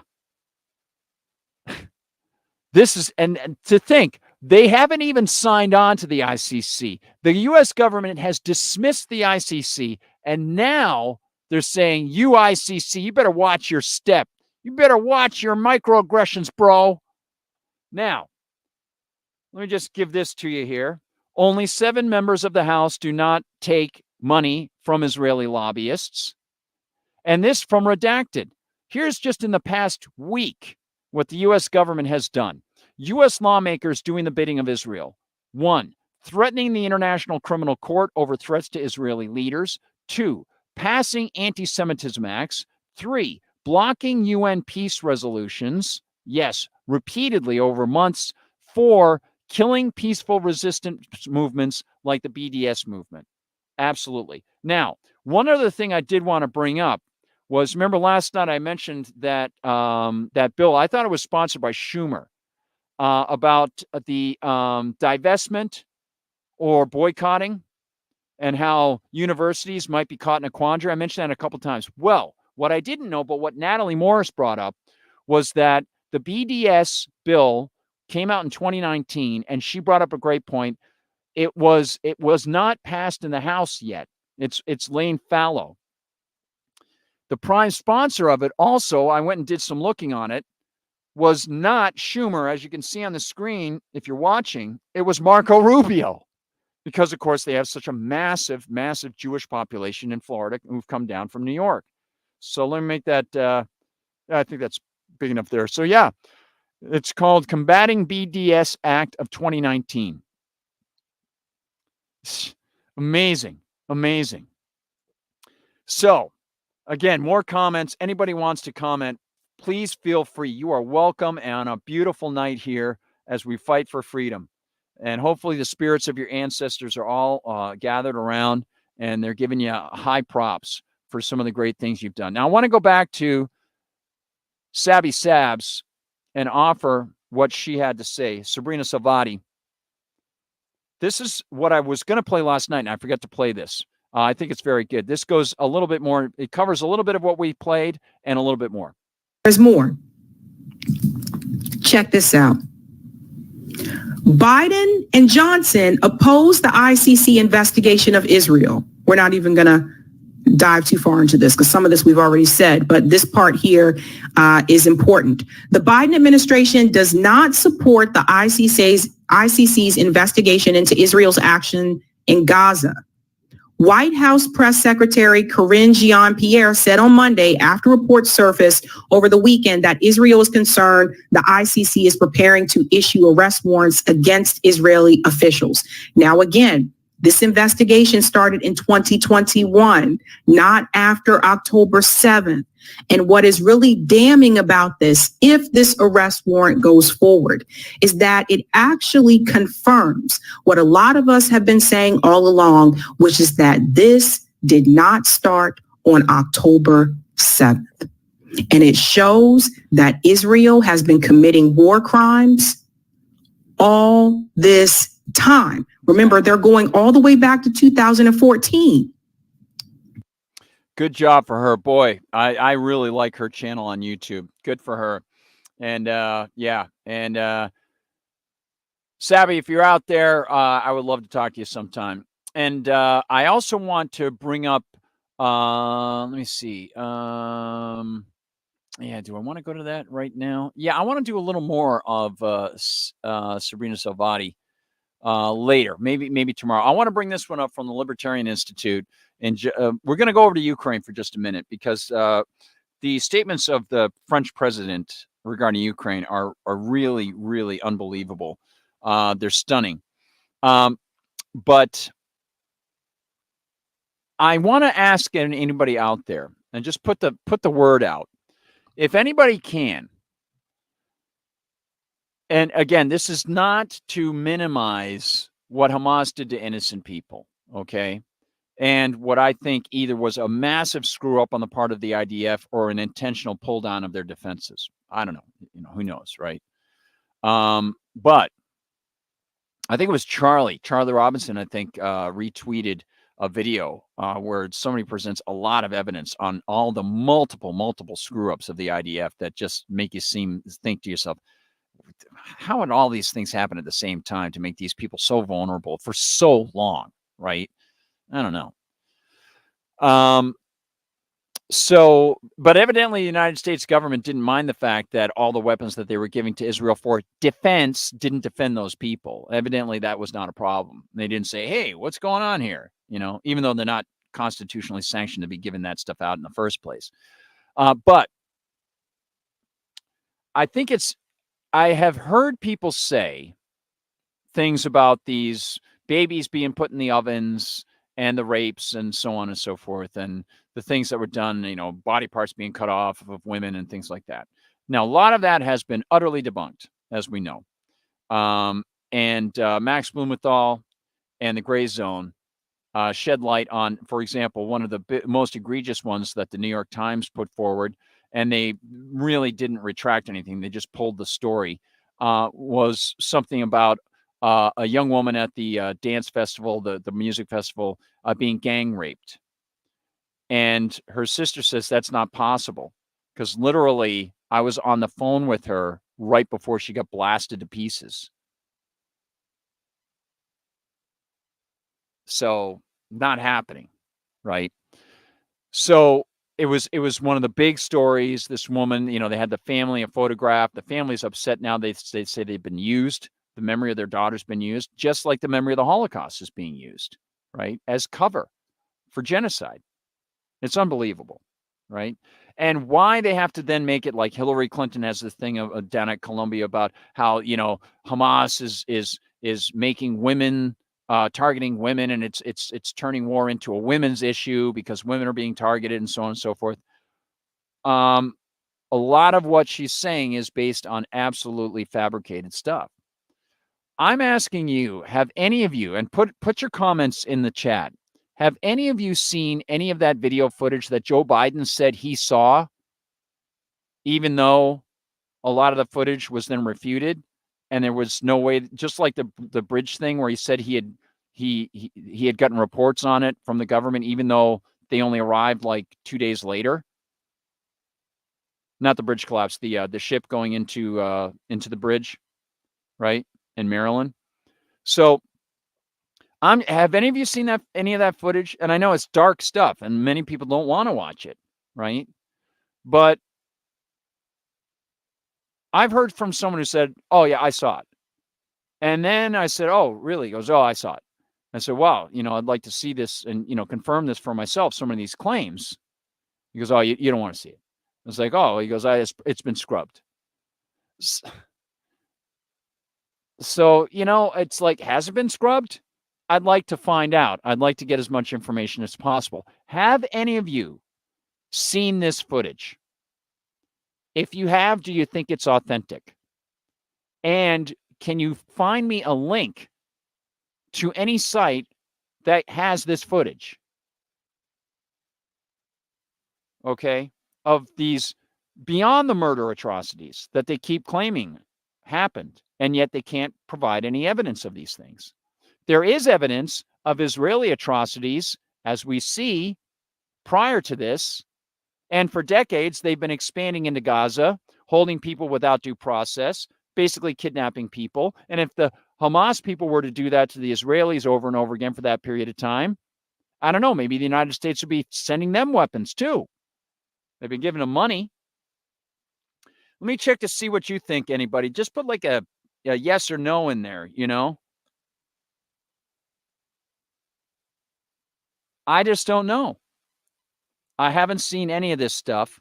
And until I see it confirmed, I think the reports are fake. And I know most of them have been proven to be fake. Birdhouse says, Guard, I haven't seen any video.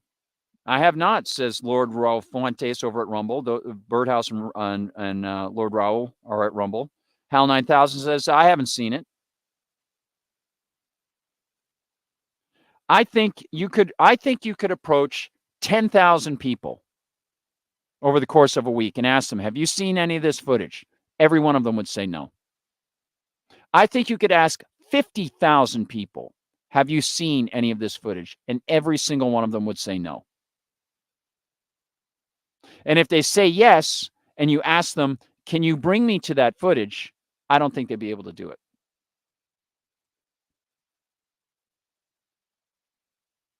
Doesn't mean it didn't happen in some cases, but we know many of the most egregious claims were falsified.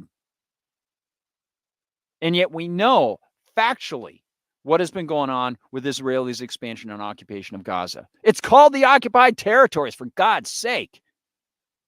Isn't that enough? Right? It's just absolutely nuts. Continue posting your comments. If I am off base, if there is something that I can find, please get it to me. You know, give it to me on the back, as B-52s would say, on the back end of give it to me. Not give it to me in the back end.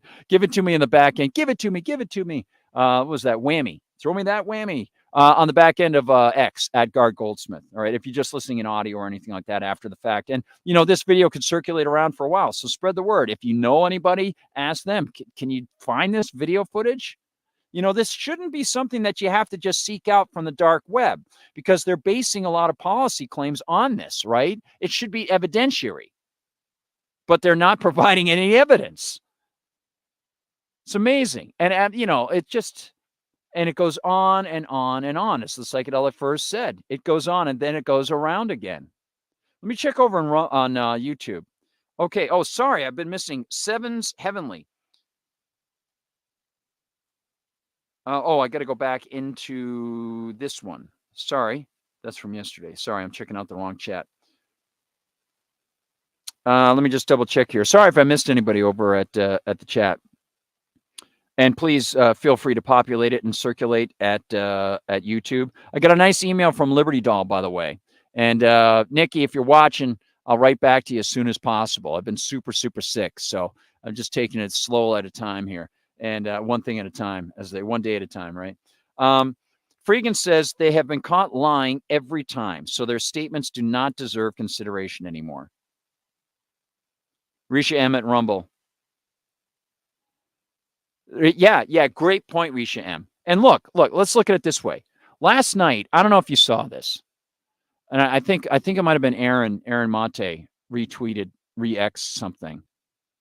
It was a picture of a toddler that was so badly burned that you were looking at the toddler from basically like his rump with his legs being lifted up. I think it was a boy.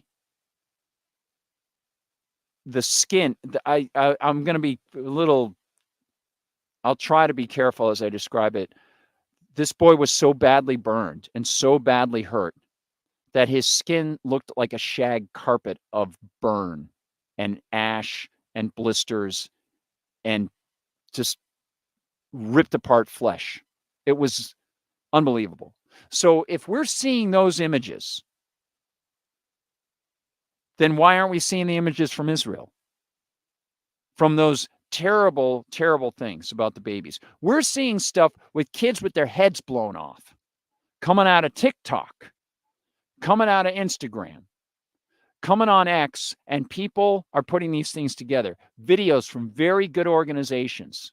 We're seeing videos being taken by the IDF, for goodness sake, inside people's kitchens as they bring down buildings, wipe people out.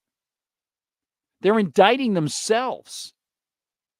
And yet we don't see that information that was pushed on us like so many, passports found in the rubble of 9/11.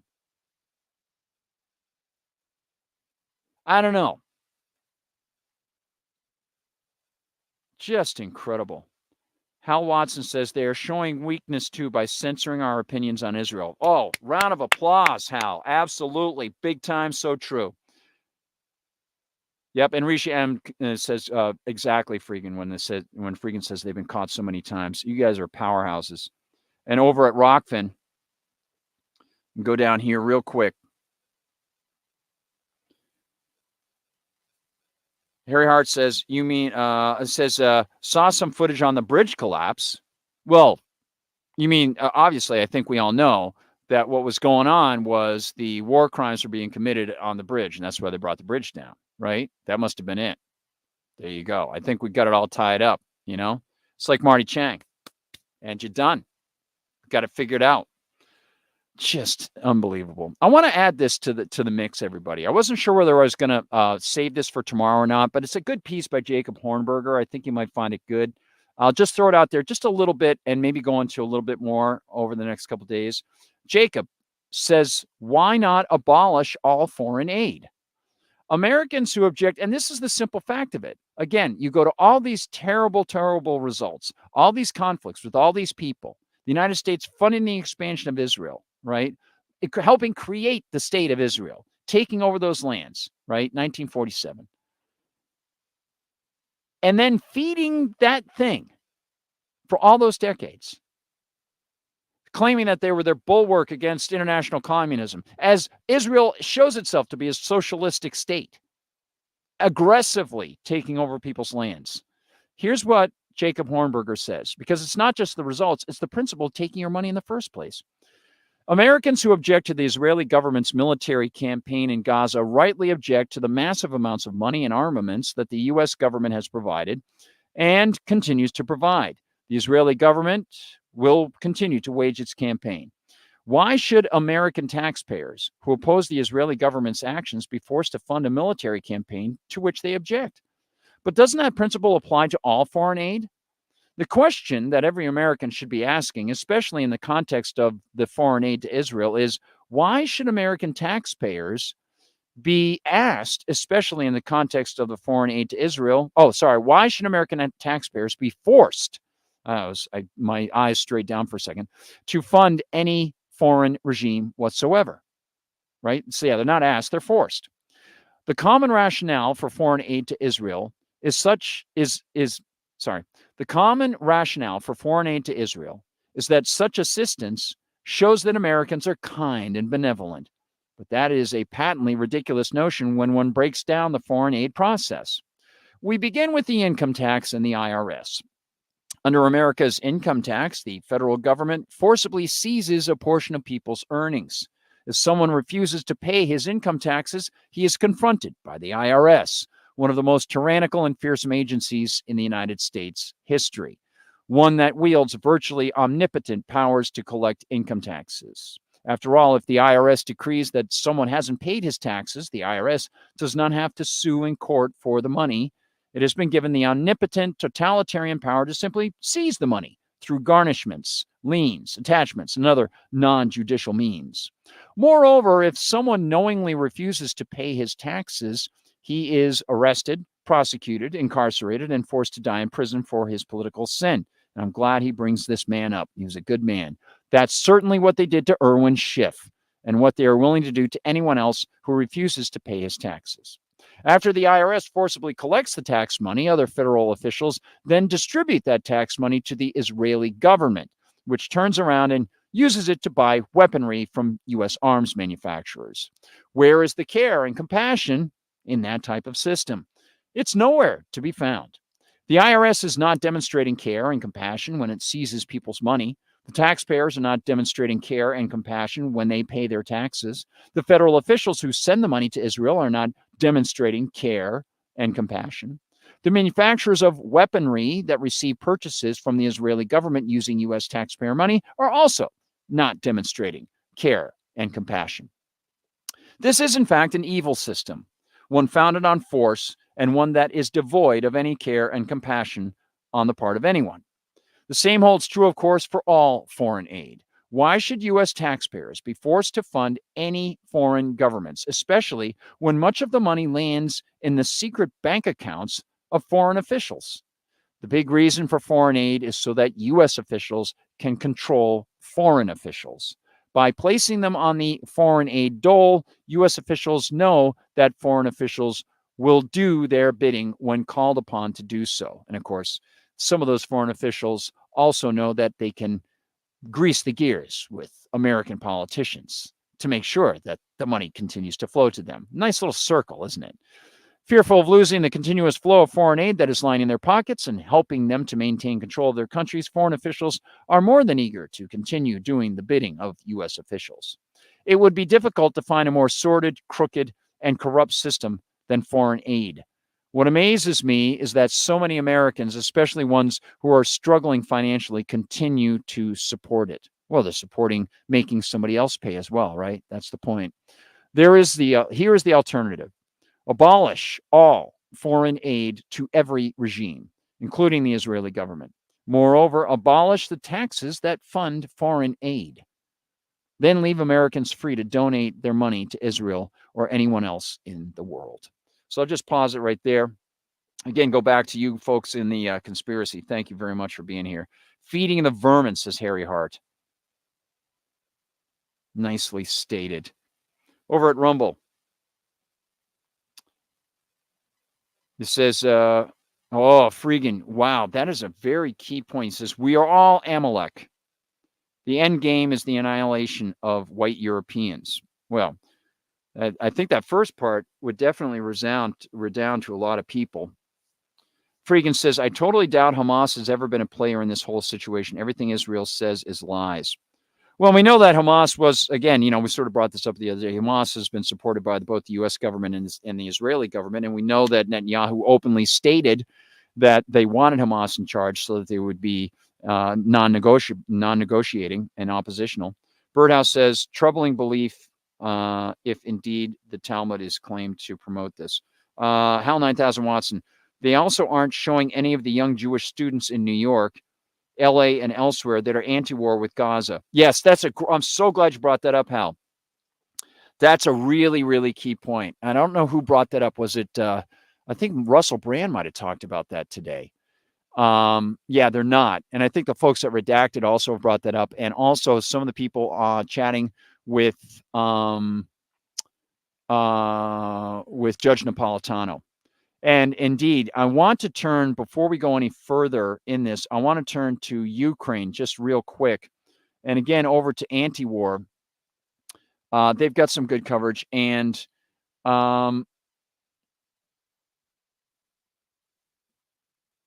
you might have seen how many Ukrainians are starting to defect. It's getting very desperate. In fact, Redacted was talking about that last night and tonight. Well, now Ukraine wants Reaper drones. Nice opportunity for me to play Muse sometime. Their song Reapers. Ukraine seeks Reaper drones to aid deep strikes on Russian forces. And of course, we know that they killed civilians yesterday, day before, more civilians. As Ukraine steps up its use of long-range munitions provided by Washington, Kyle Anzalone wrote this, right? Yeah, for the Libertarian Institute. It is also seeking to obtain the U.S.-made MQ-9 Reaper drone to help locate targets well behind the front lines. The aircraft quickly moved to the top of Kiev's weapons wish list after the White House authorized transfers of longer-range missiles. And, of course, after the United States government authorized cluster munitions to be brought there as well. So I wanted to take the opportunity right now to go over to Judge Napolitano's channel. And there are a number of things, but I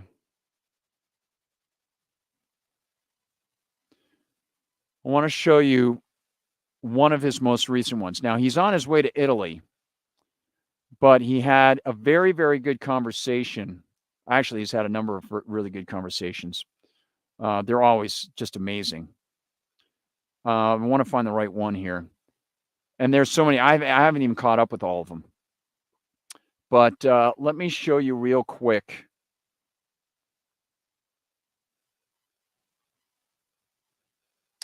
Let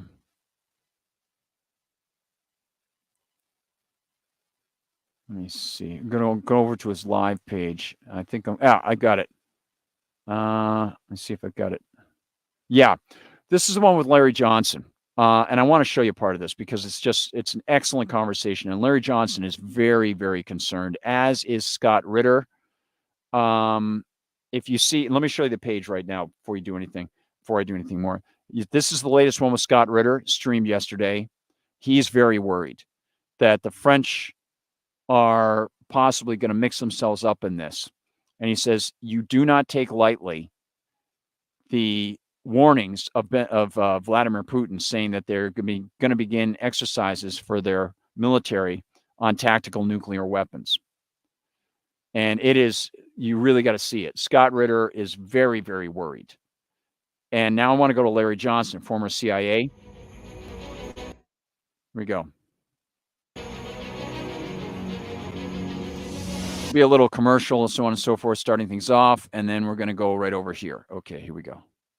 Have any NATO countries sent troops into Ukraine? Has the French government sent the French Foreign Legion? Yeah, so we can say not officially, but yes. And what that means is that by sending the French Foreign Legion, they're not really sending a military force of the French Defense Forces, but hey, the French, they know how to operate artillery, and they've gone to the front lines. And hey, great for them. You know what? They'll get a full ride back to Paris. Of course, they'll be in a coffin if their bodies are intact. But I mean, this is craziness on the part of Macron. But it's just one other illustration of the desperation that set in NATO and in the United States. We're taking such provocative moves that Russia today, in its announcement, okay, we're going to do tactical nuclear exercises. Be aware that it's sending a very clear message. So Russia's not going to back down. The president of China, President Xi, was with President Macron and the Prime Minister of France yesterday. And within 24 hours of that, he must have been there to say, among other things, don't do it. And within 24 hours of that meeting, they announced they're sending 1,500 French Foreign Legion troops. All right, so I'm going to pause that there, and I'm going to go back because I want to show you the conversation, a little bit of the conversation. Again, just to attract your attention, this is obviously, I don't want to play tons and tons of stuff. Sometimes I'll go with long pieces of things, but, I try to keep it pretty concise so that people will be attracted to go see the content of these other folks. This is the one with Scott Ritter. And there might be, there's a commercial before this one. And I'm going to skip over this and go over here. And so, yeah, watch this with Scott Ritter. This is just incredible. All right, here we go. Joining us. I want to talk about a variety of topics: the suppression of free speech in the United States, the coming invasion of Rafah, the compulsive fear of criticism of Benjamin Netanyahu, and the latest in Ukraine, and I'll start there. Do you think President Putin is running out of patience, or will he continue his methodical war of attrition, no matter what Emmanuel Macron says, no matter what David Cameron threatens, no matter what Tony Blinken promises? I think we need to understand one fundamental truth here, that this conflict is seen by Russia as an existential conflict, that there is no tie, there is no defeat, there is only victory. And they have put together a plan to achieve that victory, and they're on the cusp of that happening right now. As we speak, the Ukrainian army is disintegrating at the front. This is sending waves of panic through NATO, et cetera. And this is why you see, Emmanuel Macron talking about the need to send French troops if the Ukrainian line collapses. Well, it's collapsing right now. David Cameron making similar statements. Russia has a plan. They have mobilized the troops. They have trained the troops. They have the conventional military to achieve this objective. As I was told by a general earlier this year, major changes on the map in May and probably game over by the end of the summer. And that's the trajectory they're on. The problem is you have the West saying insane things, such as if the Ukrainian line collapses, NATO troops will intervene. This is why Vladimir Putin now has ordered the Southern Military District. People, please just open your eyes and your ears and listen to what I'm saying. The Southern Military District to carry out training for the employment of tactical nuclear weapons. This doesn't mean that they're going to use nuclear weapons in Ukraine. They're not. They're going to blow the hell out of NATO forces in Romania, Poland, Germany, France, Italy. It's nuclear war. If this is what you want, West, you're going to get it. Putin doesn't bluff. This ain't a game. This isn't joke. This is life and death for Russia. They've made that clear from the very beginning. And so now we have a situation where NATO tried to call us bluff. The United States poured hundreds of billions of dollars worth of weaponry and money and such into the Ukrainian military. Russia had a plan. They ground it out. All this nonsense you hear in the West, Russia's suffering 1,000 dead. The number of Russian losses right now on the battlefield are the lowest they've been since the war started. That's how unbalanced this is right now. Russia is. So I'm just going to pause it there, everybody, because Scott Ritter gets into much more very, very energy-driven, very strong thoughts about the potential that Macron's ridiculous and very reckless move is part of, and Antony Blinken being also involved in this, is part of sort of a Western arrogance that they just will not allow for Russia to gain any strategic advantage, and especially if the Russians take Kiev. They will not allow that. How they're not going to allow that, I don't know. But if they start to put troops in there and Macron goes through on his idea, there's going to be a lot of problems, and it's going to be real bad. That is what he is saying. Now, I think based on what I'm seeing, and maybe you have the same impression, I don't think it's going to get that bad. I think Macron is just playing this up. And I don't think that they're going to engage. I don't think they have the money. I don't think they have the troops. The United States really can't do that either. But the unbelievable conceit of these people to tie us into this, you can hear the stress in Scott Ritter's voice. And it gets very intense. I decided I'd stop it there. You can watch the rest of the video, and I highly recommend that you do. And then you can balance it out with, what you think, whatever. But he is very, very alarmed over this. And as you could see earlier, Larry Johnson's alarmed about this as well. So wanted to make sure I gave you that information before we move into our final topic, which is about firearms. So I mentioned on the show, have a couple updates for you that I think you might find interesting. So let me get the staff to hit up another. You guys get that music out there, right? Yeah. The staff, they're always good in the music, So I think I want to hear Mission of Burma.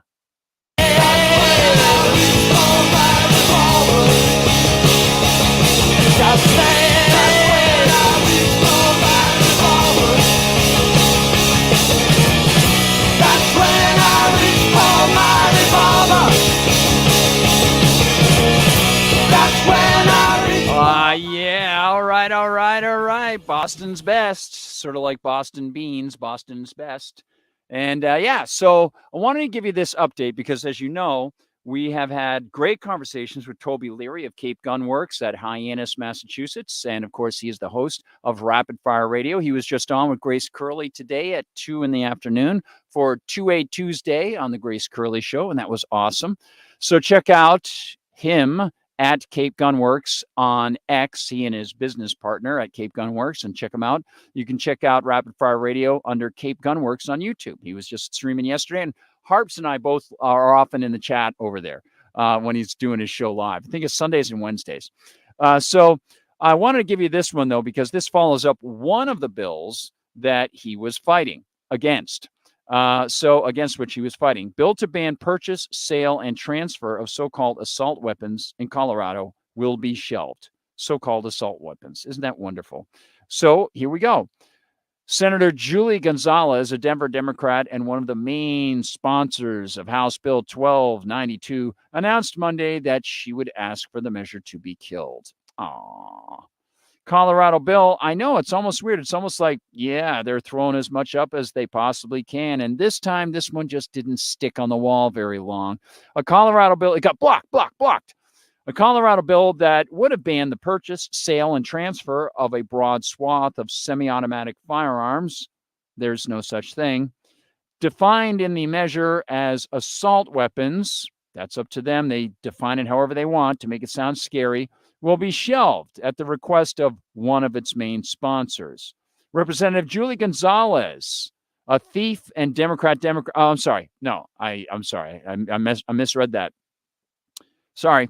Senator Julie Gonzalez, a Denver Democrat and one of the lead sponsors of House Bill 1292, announced Monday that she would ask for the measure to be killed Tuesday in the state's Senate Military and Veteran Affairs Committee.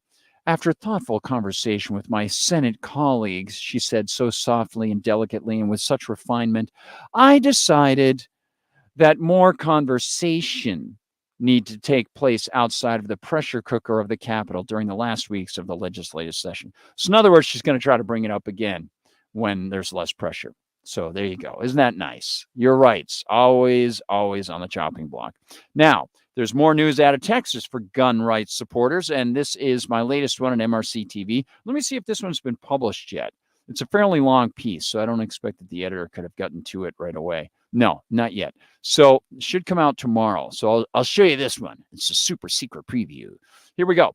This is out of Texas. Now, this has to do with the silencer issue out of Texas. And it's a little bit, it sounds maybe a little convoluted, but we're going to roll right through it, obviously, you guys. So, yeah.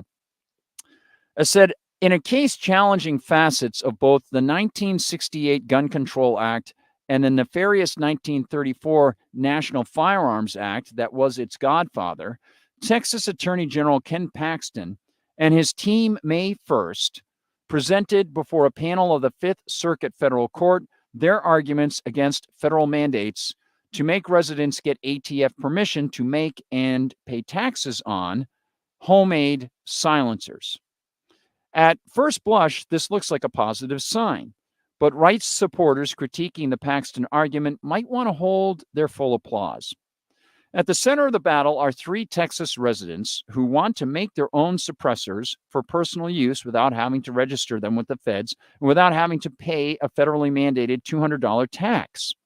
The case is called Paxton v. Dettelbach, and what a charmer he is.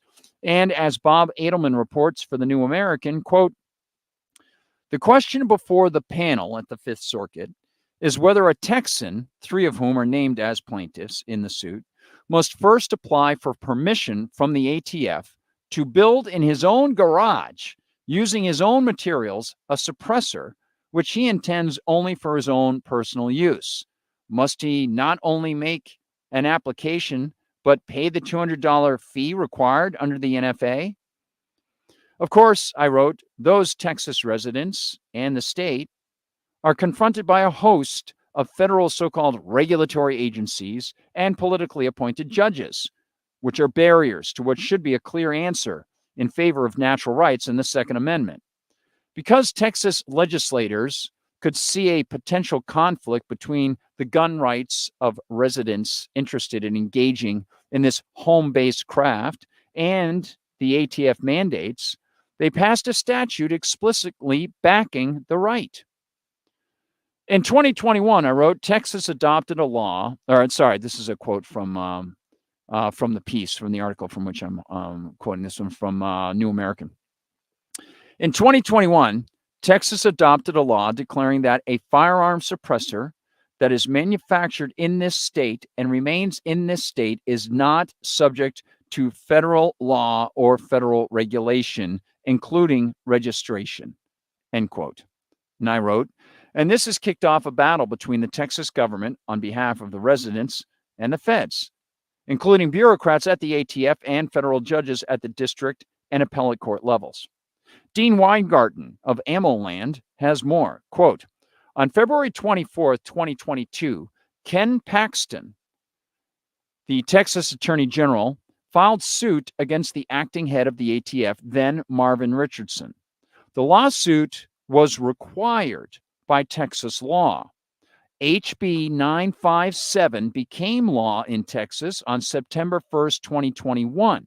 On July 15th, 2022, Paxton, acting for the state of Texas, amended the lawsuit to include arguments mandated by the Supreme Court ruling in the Bruin case, published on June 22nd, 2022. On July 18th, 2023, Judge Pittman of the District Court dismissed the case with the claim that the state of Texas had no standing. Interesting. Observers thus are drawn to focus, I wrote, on 2 salient legal points. The first being the 2-level Supreme Court Bruin standard, which Toby and I have discussed previously. The second level is ridiculous. And I said that standard requires all gun regulating political units, as gun regulating in quotes, political units, to explain how such infringements comport with the actual wording of the Second Amendment and to cite how their new action would be in any way similar to a previous historical example of a US-based infringement on the right. While it has been heralded by some pro-rights Americans as a bulwark against government attacking the right to keep and bear arms, the 2022 SCOTUS Bruin standard contains inherent contradictions, such as the very idea that it's acceptable for government to infringe on the right that the Second Amendment explicitly says shall not be infringed. Citing prior historical examples of government infringements is absurd and negates the first level of the Bruin standard, which is to abide by the actual wording of the amendment. The second legal issue right now is the matter of so-called standing. And on that point, the Paxton AG's office argued to the Fifth Circuit, quote, before a Texan may make a firearm suppressor for non-commercial personal use in Texas, the National Firearms Act of 1934, NFA, as amended, requires him or her to apply for permission from the ATF. and then pay a $200 tax refunded if permission is denied. That's from the 1934 part. If permission is granted, the firearm suppressor cannot be made unless it has a serial number and the firearm suppressor is registered in a national database. This case warrants oral argument because it raises issues of exceptional constitutional importance. Do Texans have standing to challenge the constitutionality of those statutory requirements before applying for permission and paying the tax? And does Texas also have standing to vindicate its quasi-sovereign interests in its citizens' health and safety?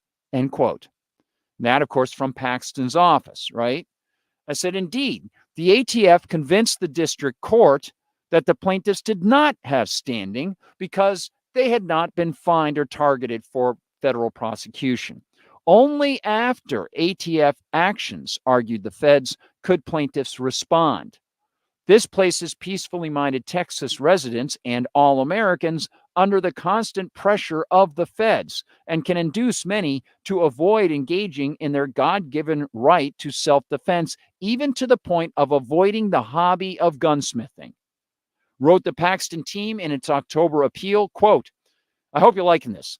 In other words, the district court held that the individual plaintiffs could not challenge the NFA requirements because they broke the law or had already been targeted for potential prosecution. Because the Constitution does not put plaintiffs in a position of having to make such a zero-sum choice, the district court erred. Okay? In other words, I have Fifth Circuit misspelled. I'll have to go back and fix that. So in other words, they are already saying, well, you haven't been harmed yet. So do I have to take a punch before I can say, don't punch me? In the Fifth Circuit, Paxton also is arguing that the state of Texas itself also has standing due to the statute passed there in 2021. Writes Weingarten for AmmoLand. The question is, does Texas have an interest in protecting the constitutional freedoms of its citizens? He's actually quoting the AG. Does Texas have an interest in challenging federal restrictions on the state's application of law passed by the state of Texas? Do individual citizens who are required to pay federal taxes and who must undergo a lengthy process to exercise their right to arms have a concrete injury which can be brought before the courts? End quote. I wrote, if the three-judge panel says yes, the case against the ATF and the 1968 and 1934 federal gun statutes applying to homemade gun suppressors can proceed. Beyond the issue of standing, ATF argues that the federal statutes supersede state statutes. But the 1934 and 1968 federal statutes are blatant infringements of the right to keep and bear arms. Because politicians at the time at least acknowledged that they could not directly breach the Second Amendment, they framed the 1934 National Firearms Act as a tax that would be so high it would make the purchase of short-barreled shotguns and machine guns expensively prohibitive. They thought they had skirted the Second Amendment. But that tax itself is an infringement of the right, as Toby and I discussed. And you can go back in our library at Rumble or Rockfin to find that. But that tax itself is an infringement of the right. Use of simple logic reveals that any government requirement to pay a so-called tax in order to engage in exercising a right is an a priori infringement, period. And in 1968, the Gun Control Act made things worse, requiring, among many things, permission slips like licenses for interstate sale of guns and suppressors, and it outright banned certain kinds of guns from mail order sale. Because all political office holders, including those on the state and local levels, swear oaths to abide by, protect, and defend the U.S. Constitution, Paxton and his team are required to fight these federal impositions. They must block federal agents engaging in enforcement and must negate and nullify all federal gun restrictions. They don't need a state law mandating that they do so. Additionally, it appears that, should the case be allowed to proceed, the Texas AG will argue the weakest point, a point that actually accepts federal tyranny. They appear ready to claim that the suppressors don't cross state borders and, as a result, should be free from federal interstate regulation. That is a bad argument. First, the question of whether the items remain in state, in home, or travel across all 50 states accepts the errant and expansive view that the feds can so-called regulate anything that goes over state borders. As James Madison explained, this is not the case. But more important, the Second Amendment is clear. The right to keep and bear arms shall not be infringed by any level of government, any agency, any judge or bureaucrat. Why is this so hard for politicians and judges to understand? And again, I am a voluntarist anarchist. I'm a Christian anarchist. So as I note, I got to acknowledge the truth, which is that I didn't sign on to the Constitution. A piece of paper signed by a bunch of other people who have other people swearing that they're going to abide by it still does not mean that they have any authority or the document has any authority over me in any way whatsoever. That is an impossible argument to make. People can make that argument every day of their lives until they're dead, and they're still not going to win the argument because you can't do it. It doesn't work. I never gave my consent. I'm an individual, and I can continue to say I don't give my consent. Therefore, it has no authority. I don't give my consent. Period. I either have free will or I don't. And 1,000 people can line up and say you don't have free will, but I still have free will. And they're using their free will to tell me I have no free will. So there's your logical tautology. Truth is truth. A is A. Logos is logos. God created us with our rights. Period. We are individuals. We can't claim control over some other God-created person. So even if the Constitution were amended to remove the Second Amendment, no one would have a right to disarm me, a peaceful person. The possession of a firearm is not a violent act. Possession does not connote intent. And even if you were a consequentialist, you would have to admit that more guns in the hands of peaceful people actually promotes people with violent tendencies or intent to avoid them. So there you go. I think I covered everything tonight. I want to check in final time with everybody. Hope that was good news coverage for y'all, everybody. Tom Cooper, TC. Harry Hart says, correct, guard. Thank you, man. And he says, I popped in to say hi. And Harry Hart, pop rather than poop. I won't even tell you about it. Forget it. It's just a joke. Freegan says all laws ought to be abolished except for God's natural laws, the 10 Commandments. Yeah, and Freegan, I do think that the smaller the enclaves, the closer you can get to that sort of a system, and the more easily you can escape it. I do think, as I won't give away too much, but if you watch the TV series The Prisoner, if you've already seen it, I think you're familiar with the way that some of the series goes. They sort of bring up the point that it's almost impossible to stop the government from growing. But it lasted for 1,000 years in Ireland, and it lasted for 1,000 years in Iceland. So that's cool. Birdhouse Blue says, I'm looking at the MRC banners honoring 2024 Bulldog winners. Yeah, Ben Shapiro. I know. Oh, man. Yep. Yeah. Big question marks, Birdhouse Blues. Big question marks. I'm just, and they have that banner at the top. I think we stand with Israel. It's like, well, what can I tell you? At least they still publish my stuff. They actually let me criticize Israel, so that was cool. And it ought to be the individual, Freakin says, and it ought to be the individual to uphold these laws in his own way and not to be a little bitch that calls the nibble pig terrorist, calls the, I see, and not somebody calls the police. Yeah, right. Guard, can you explain what the MRC 2024 Bulldog Awards are? Yeah, I don't really know. I think it's like, I'm not really sure. I think it's like it's the Media Research Center. And I think it has to do with people who fought for conservative values in the media, so you get Victor Davis Hanson. I see right now, is it flashing? Ben Shapiro, Seth Dillon. At least Ben Shapiro did speak up about the anti-Zionist legislation. Cassie Akiva, Dennis Prager, Victor Davis Hanson. So, every one of these people, I'm not familiar with Seth Dillon that much, and I don't know Selena Zito and Peter Schweitzer. Yeah. So, and I don't know Cassie Akiva. So every one of these people that I'm seeing, and this has just popped up this afternoon, as far as I know, I don't think it was on anything that I showed yesterday. But anyway, so they do this award every year and they give out these things to people. I think they gave one to like Rand Paul or something. He was an invited guest at one time or something. But I think it's for people who are conservatives in media, like in the sort of journalistic thing. And of course, journalism is no longer the traditional journalism that it was when the Media Research Center started.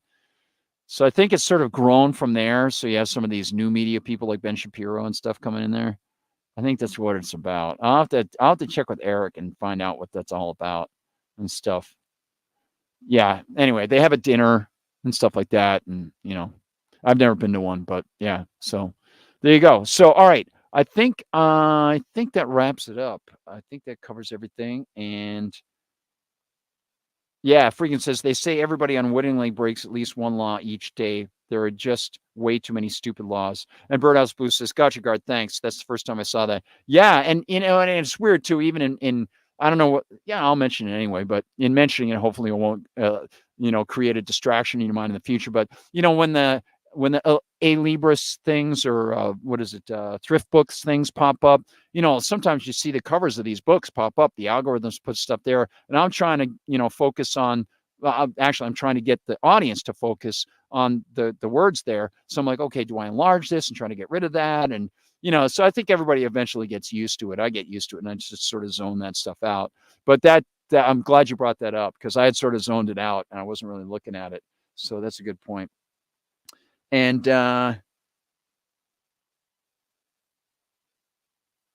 let's see, we've got Harry Hart. Yeah. Oh, and I do want to mention again, folks, if you do get the opportunity to donate to Anti-War, I brought it up, a couple times the past few days. They're awesome. And they're, I like Dave DeCamp was mentioning in his video, he's like, I always feel really weird, like asking for money and stuff like that. And I'm sure, David Knight probably feels this way. I feel this way, and so the Anti-War guys, I mean, I go to them all day long, all night long. I'm always checking them out, and as opposed to some people who maybe, they've had pretty good careers or whatever, and then they have these skill sets like Judge Napolitano. This isn't to say don't donate to Judge Napolitano and help him out on his show to keep that going and so on. But young guys like Dave DeCamp, it's a small operation. This is their operation. This is what they're doing. And so, a lot of the folks who are podcasting, they're just starting off, especially if they're not starting on YouTube now, the opportunity to really start up there. I don't know. It's questionable. So you start on Rumble, that sort of thing. We're starting up over there. It's very tough, I think, for a lot of those guys. I mean, hey, I'm one to talk, but if you can help out the anti-war folks, if you like them, and the Libertarian Institute too, they're awesome. So, yeah. Anyway, what I do think it would be cool is if every once in a while we can bring in some of the people that I sort of consider unofficial conspirators, and we could, bring them in and say, hey, like we mentioned Chris Graves one time and stuff like that, throw down, $5 if you're interested or anything like that. See, whatever's good resources for you, bring it up. Good thumbs up for all those people. Anti-War is one of them for me. So thanks, everybody. Thanks, everyone, for being there. I'll see you tomorrow in David Knight's chat, and I'll probably be on the exercise bike unless I get one of those headaches.